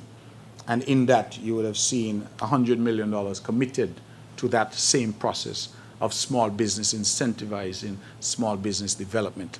And that, I think, is going to be important, that our people start to refocus and instead of looking at jobs, start to think, what can I do? So many of our people have so many skills that can be leveraged into real money making if they are interested in going on that road. And our people are very innovative. Just the other day, I saw a car passing me at night, and there was a blue light in the windshield, and I thought initially it was a police car, but when I look, I see it say Uber. I said, Uber? Only to realize that some youngsters here have perhaps taken the name of Uber. I hope that they are not running themselves into any legal difficulty. But there's a full-fledged service, apparently, I'm told, in Nevis, where people are using to call Uber and to get transported from point A to point B, just as they do in the United States and elsewhere. And in fact, I found it interesting because when I found out who it was and I spoke to the chap, he said that, yeah, he's an Uber service, but, you know, sometimes he would carry 3 and 4 passengers at the same time. So if you call and he happens to be on the way, he just pick you up too. So, but that's the innovation. Taking an idea that you see elsewhere and saying, listen, how can I do this? I was called by a youngster recently. He said, listen, I want to show movies on the big screen at the Malcolm Gishard Park on the lawns so that people can come in, spread their blanket, you know, young people who have a date night and they want to come and spread their blankets, have a bottle of wine and watch a movie on the big screen. And these are ideas. I see young people now doing picnics. I saw some photos the other day I couldn't believe. Going to various sites here, creating a whole scene, a whole atmosphere for your wedding or for your birthday or whatever it is. And that is the type of innovation that I believe is going to happen and will happen. IT, you're absolutely correct. As a matter of fact, when you started to talk, I scribbled IT even before you said so, because that is where the world is going. And we have to be a part of it. And part of that world is also the world of cryptocurrency. I have said that this has to be a part of our financial matrix going forward because it is across the world becoming more and more acceptable.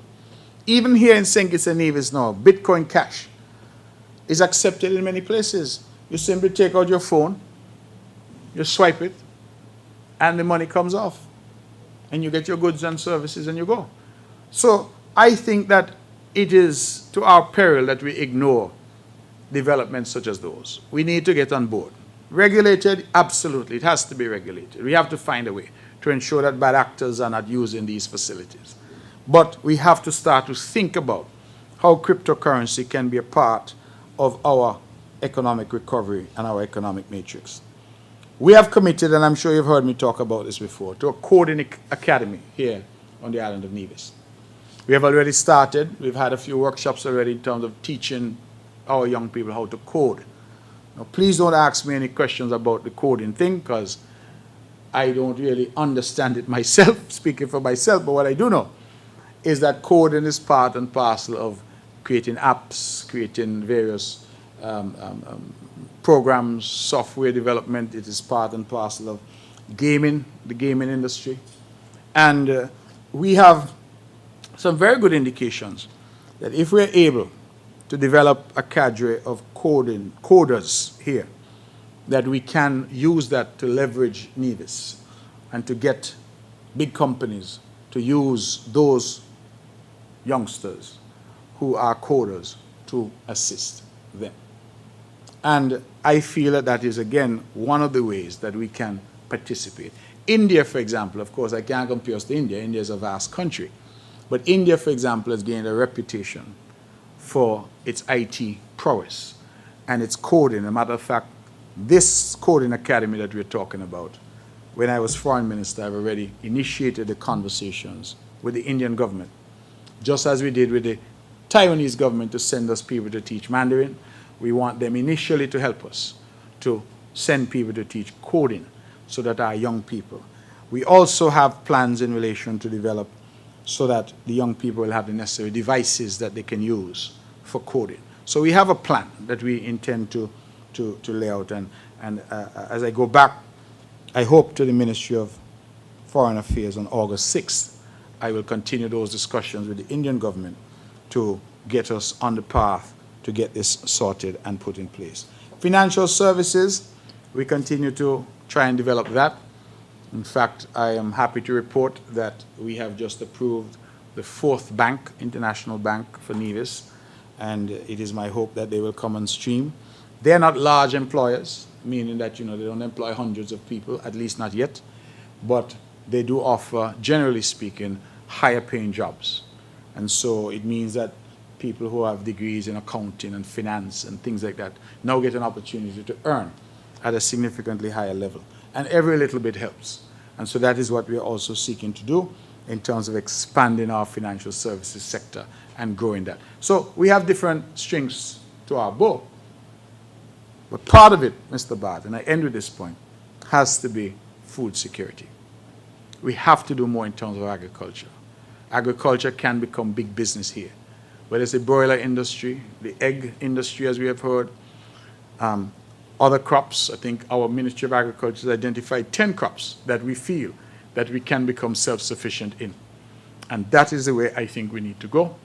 And as we do that, we also need to look outward to say to our farmers, can we send mangoes to Anguilla? Nevis has an abundance of those. Can we send things to St. Martin? We have already invested, for example, in pulping machines to get the mango pulp. Can we send thousands of pounds of pulp on a regular basis to service the hotel sector in Anguilla, the hotel sector in St. Martin, the hotel sector in Antigua? Because we have an inbuilt advantage, an inherent advantage in relation to mango and mango production.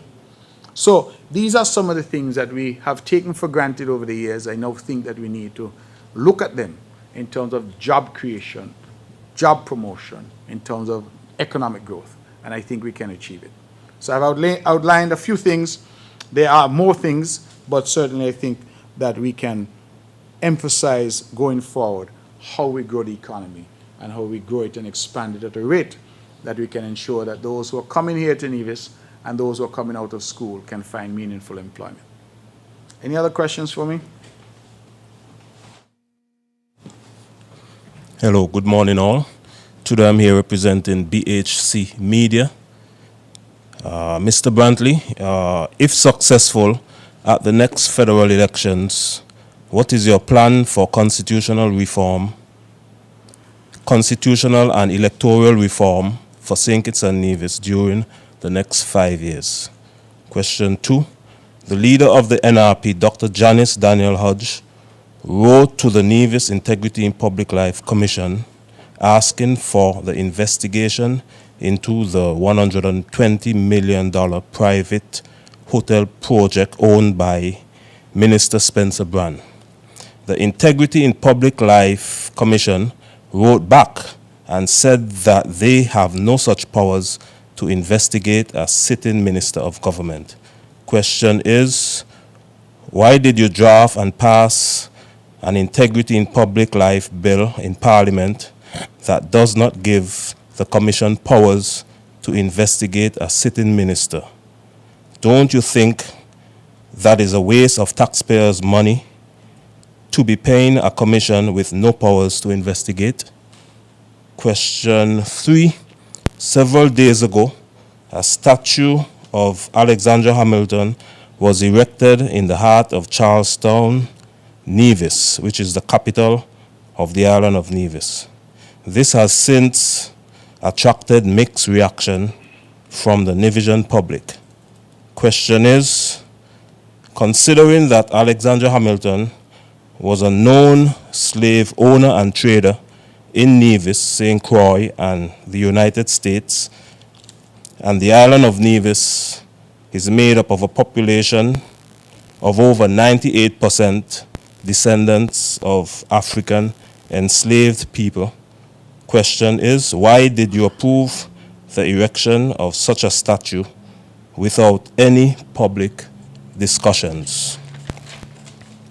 Final question. You said that the island of St. Kitts does not pay any fuel surcharge, but Nevis does. Question, as the Minister of Nevlec and a federal minister for the past 7 years, don't you think you should have submitted a proposal to the federal cabinet to ensure that the island of Nevis fuel surcharge is subsidized by the federal government? Thank you. Mr. Hanley, thank you for your questions, as always. The last question, should I have submitted something to the cabinet? I don't know quite how to respond to that. That clearly was an option, to submit something to the cabinet federally. But the negotiations were always with the Office of the Prime Minister, between the Office of the Prime Minister and the Office of the Premier, about getting Nevis's fair share of the CBI proceeds. There would have been no need for us to submit anything about the fuel surcharge specifically, because the anticipation was that if Nevis got what belongs to Nevis, there would be no issue about fuel surcharge. In fact, the response that St. Kitts could have given was simply to say, well, we gave you what was agreed, and therefore you should have used it to subsidize the fuel surcharge if you so desire. But the reality is that we did not get what was agreed. And so those negotiations, and I have heard the red herring. In fact, Dr. Harris himself put that red herring out there about nothing came to the cabinet. Well, he should be careful what he says, because all the money that we've received, the same 400 million that he keeps talking about, none of that ever went to cabinet. So if he is to blame me for not bringing a cabinet submission, I am to ask him, on what authority did he send the checks over to Nevis amounting to some $400 million? So it really doesn't make any sense, because the entire discussion throughout has been an engagement between the Office of the Premier and the Office of the Prime Minister. Hamilton. I saw some chatter on the matter, Mr. Hanley, but I disagreed with some of the views, in fact, some of the extreme views that I saw. First of all, I am hearing now for the first time that Hamilton, in your words, was an owner and trader of slaves in Nevis, St. Croix, and the U.S. Hamilton left Nevis when he was 9 years old. I hardly doubt that he was trading slaves in Nevis as a 9-year-old.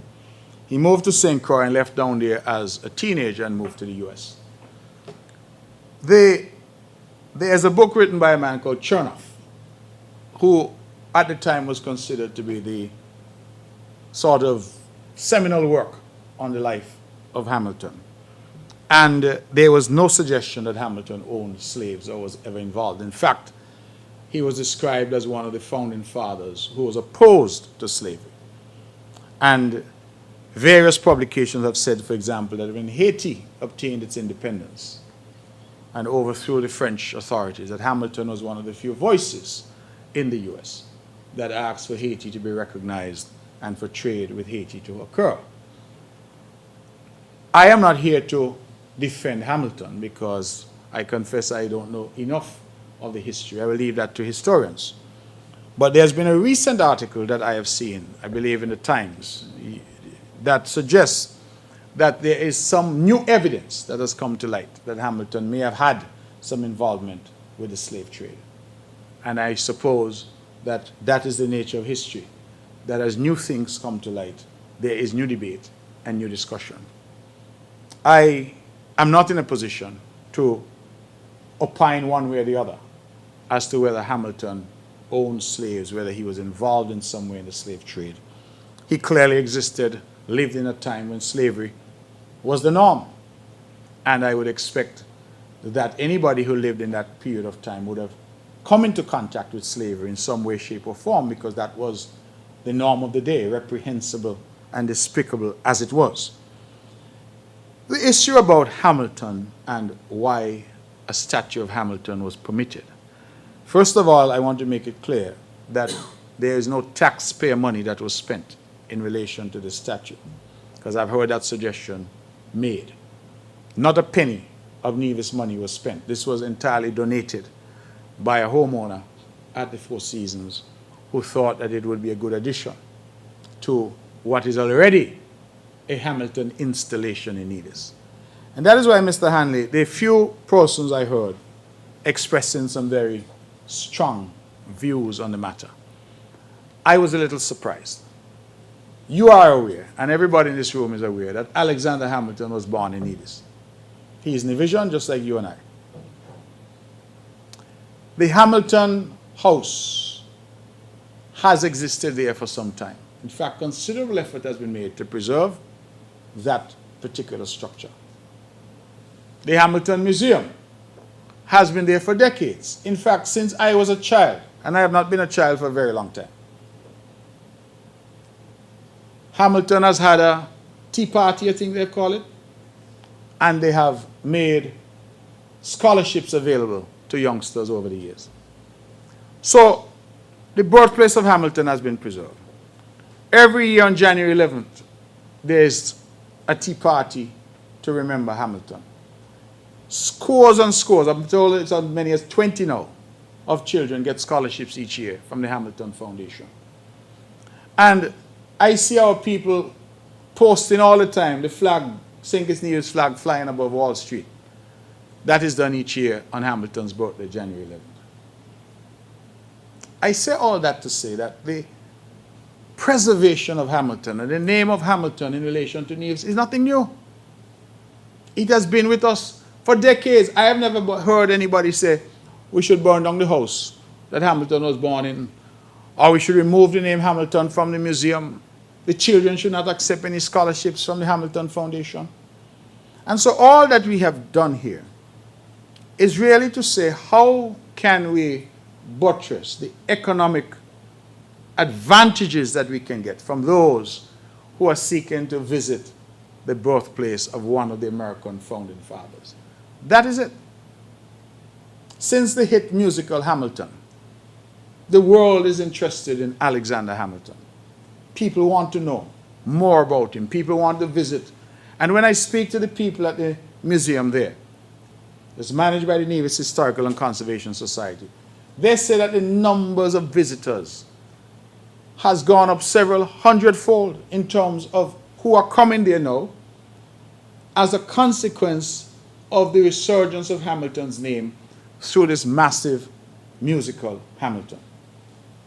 Now, if there is an opportunity for our taxi drivers to do a bit more business, for the museum to make a little money as well, for our hotels to have guests who are coming here because they want to go and see the birthplace of Hamilton, for our fishermen to sell a few more lobsters and fish to the hotels, for our farmers to sell a bit more produce to the hotels, and for the consumption and the activity in the country that can flow from an installation such as this.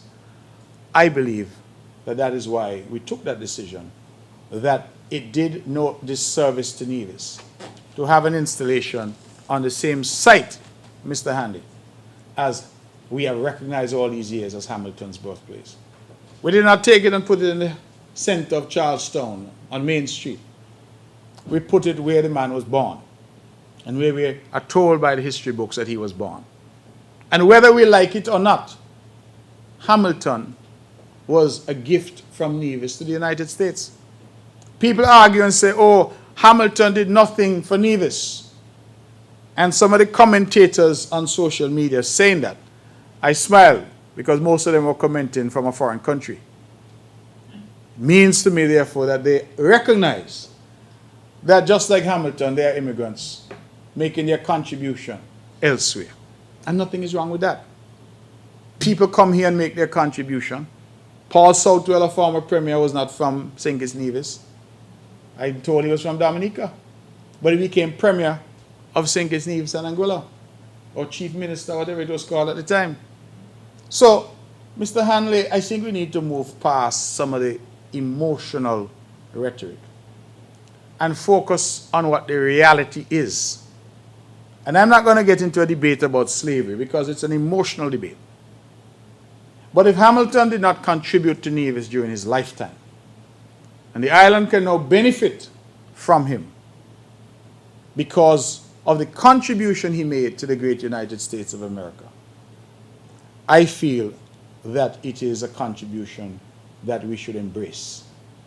He is the vision, and he made his contribution to the founding of the greatest country the world has ever seen.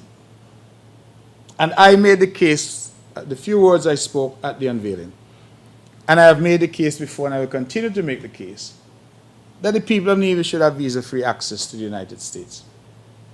Because we have that umbilical cord going back over 250 years with America and the founding of America. How many countries in the world, far less a small island our size, could say that they contributed so significantly to the founding of the United States of America? The answer is none. So the issue about history and who was Hamilton and what did Hamilton do is important. But we also know what he did in forging this United States of America and writing the Federalist Papers, starting the U.S. Coast Guard. He's credited for being the architect of the U.S. financial system that is not used only in the United States. 2.5 centuries later, it is also used throughout the world. And Nevision did that. So should we ignore and say he's not relevant because perhaps he was white? Or he's not relevant because a recent article says that there is some contact that he might have had with slavery, despite the fact that earlier scholarly works have said that he was the only founding father who never owned slaves and found slavery abhorrent. I saw something recently where, again, some writer suggests that he was actually born in St. Eustatius.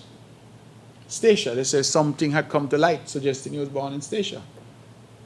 But we have always known that Hamilton was born here in Nevis. So history is what it is, and people are going to continually say they found new evidence of this, they pieced together that.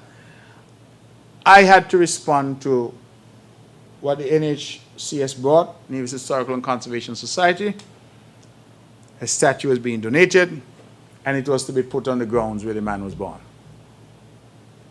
And that was the decision that was taken. And I'm to hope that our people would see, because I sometimes go there and sit and have a coffee, and I have noticed the multitude of people who are coming in and taking pictures with that statue. Where do you think those pictures are going to go? They're going to post them on Instagram, they're going to post them on Facebook, and every one of those people now becomes another ambassador for Nevis in terms of getting the word out. Oh, you went to the hit musical Hamilton, come to Nevis. There's a beautiful statue here of Hamilton as a young man. This is where he was born. He's on the $10 bill, the US $10 bill. Hamilton is an asset. And I want our people to see it as such. All those who are saying he didn't contribute anything in his lifetime, well, let him now contribute in his death. He's an asset. And assets are supposed to pay dividends. And that is what we're seeking to do. So I am not, as I said, Mr. Hanley, equipped to engage in which history or which version of history is correct. I am not equipped to engage in a lot of what the emotional debate is like. But I find it interesting that those perched abroad are saying to us that Hamilton made no contribution to Nevis, because they themselves are making their contribution to their countries that they've adopted and the countries that are abroad. Integrity in public life, you said that the leader of NRP wrote, and you asked, you said that the commission wrote back to say they had no power to investigate members of government. I don't think that that's what the commission actually said. I believe that they said they had no power to investigate the specific issue that was being raised. And I agree with the commission because I don't know what the issue is, to put it bluntly.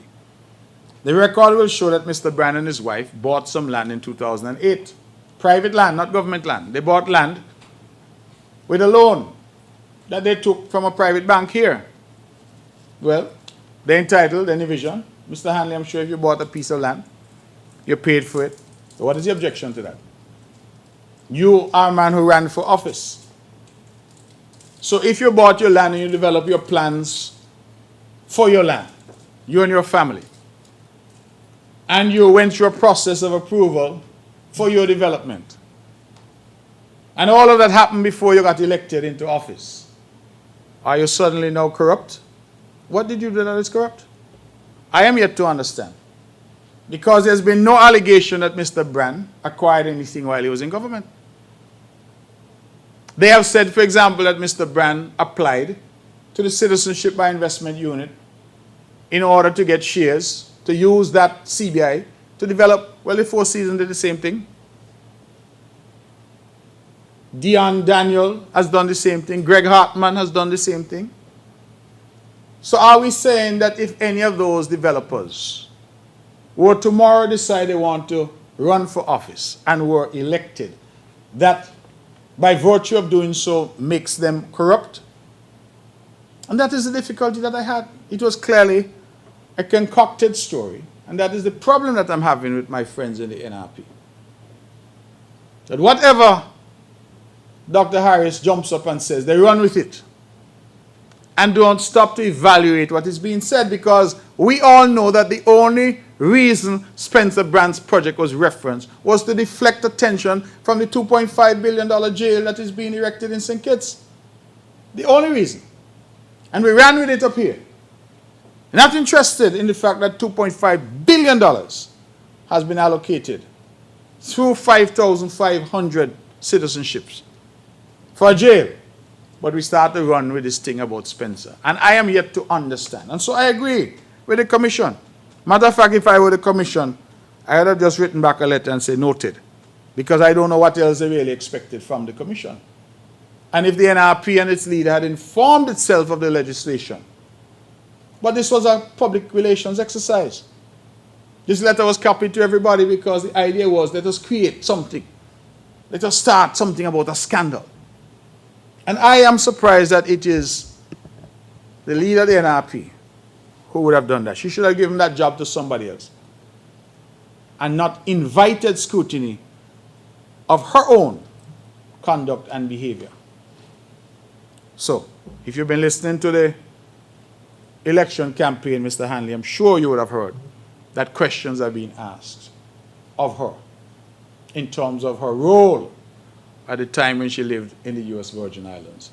I will not get into that in this press conference because I'm getting into it on the platform. But if I were her, I would be quiet about any allegations about people. when there are certainly questions that need to be asked and answered in relation to her herself. So I have no doubt. I tell people all the time that my knowledge of Mr. Brand is that he's a choir master at the Anglican Church in Charleston. And when I go, I don't know if he can sing, but he certainly waves the wand quite effectively. What's it called, a wand? Yeah? That you use to get the choir going? The constitutional reform, I think, Mr. Hanley, that's an excellent question. And I think that this particular period has shown that we do need constitutional reform in a significant way.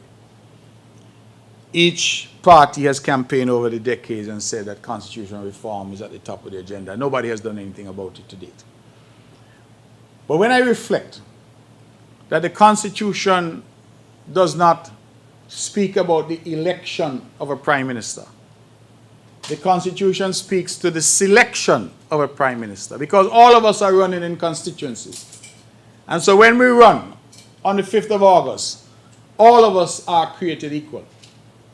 And those who win are described as representatives because we have won a constituency. It is a majority of those elected representatives who then select a prime minister. You know, in the United States, Mr. Hanley, somebody runs for president. There's no such system here. And the legitimacy of the prime minister comes from the fact that he or she has the support of the elected majority.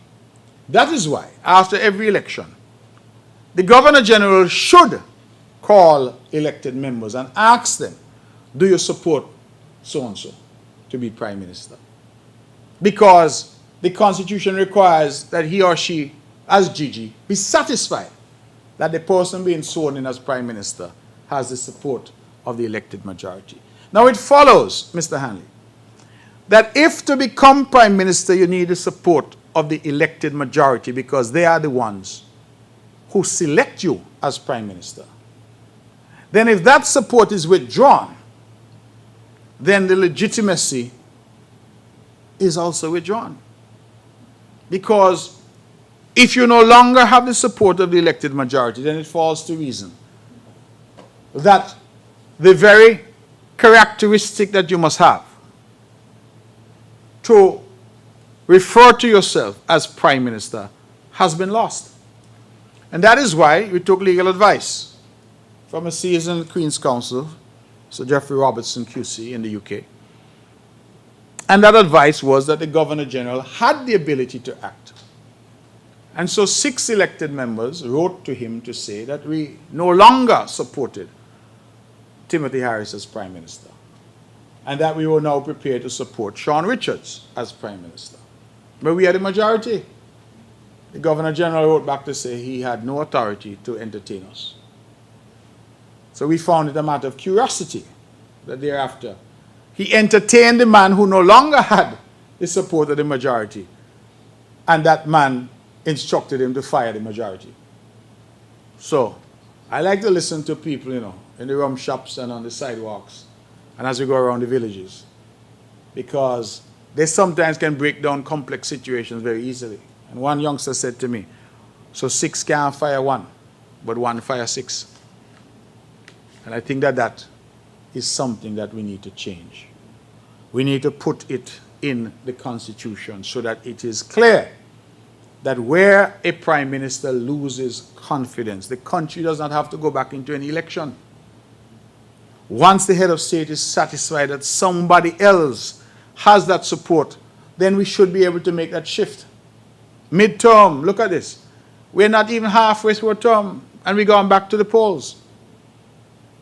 All because one man has decided, if I am not the prime minister, then the ship must be sunk. If I am not the captain, the ship must run aground. And we must guard against that. And if we have a Governor General who is not prepared to act, despite the advice, then we must put it in black and white in the Constitution. So these are areas, I think, that our recent history has shown need to be adjusted and need to be looked at. So I agree with you that constitutional reform is critical. We have to look at it. We have to look at the revenue sharing mechanisms between St. Kitts and Nevis. We have to consider whether it is time now for St. Kitts to have a St. Kitts Island administration, just as Nevis has a Nevis Island administration. And there's a considerable amount of work that has gone into this already. I think there was a report by Sir Fred Phillips, if I recall. Sir Lee Moore, QC of blessed memory, would have written something in place of strife on the occasion of our attaining independence in 1983, where he made some suggestions. Perhaps it is time that we revisit all of the scholarly works that have been done, because this relationship has been struggling for many, many decades, and I believe it is time that we seek to fix it. I believe that I have covered the questions you asked, Mr. Hanley. Is there anything further for me? Ladies and gentlemen, okay, thank you very much. I can now put on my blue clothes and go on campaign. I want to thank you all for coming, thank NTV for being here, and I look forward to seeing you in another month. And in that month's time, I will, with God's grace, still be here as Premier. And hopefully I'll be able to introduce myself with other language as well. So thank you all very much. And on August 5th, I'm sorry, I'm encouraging everyone to go out and vote. Exercise your franchise. It is an important thing to do. Go out and exercise your vote. And of course, this weekend is the final big weekend for Culturama. I'm inviting you to go out as well and be a part of Culturama. And then join me in the long jam from Gingerland to town. Mr. Hanley, I hope you'll be there. That long jam, we will end in town.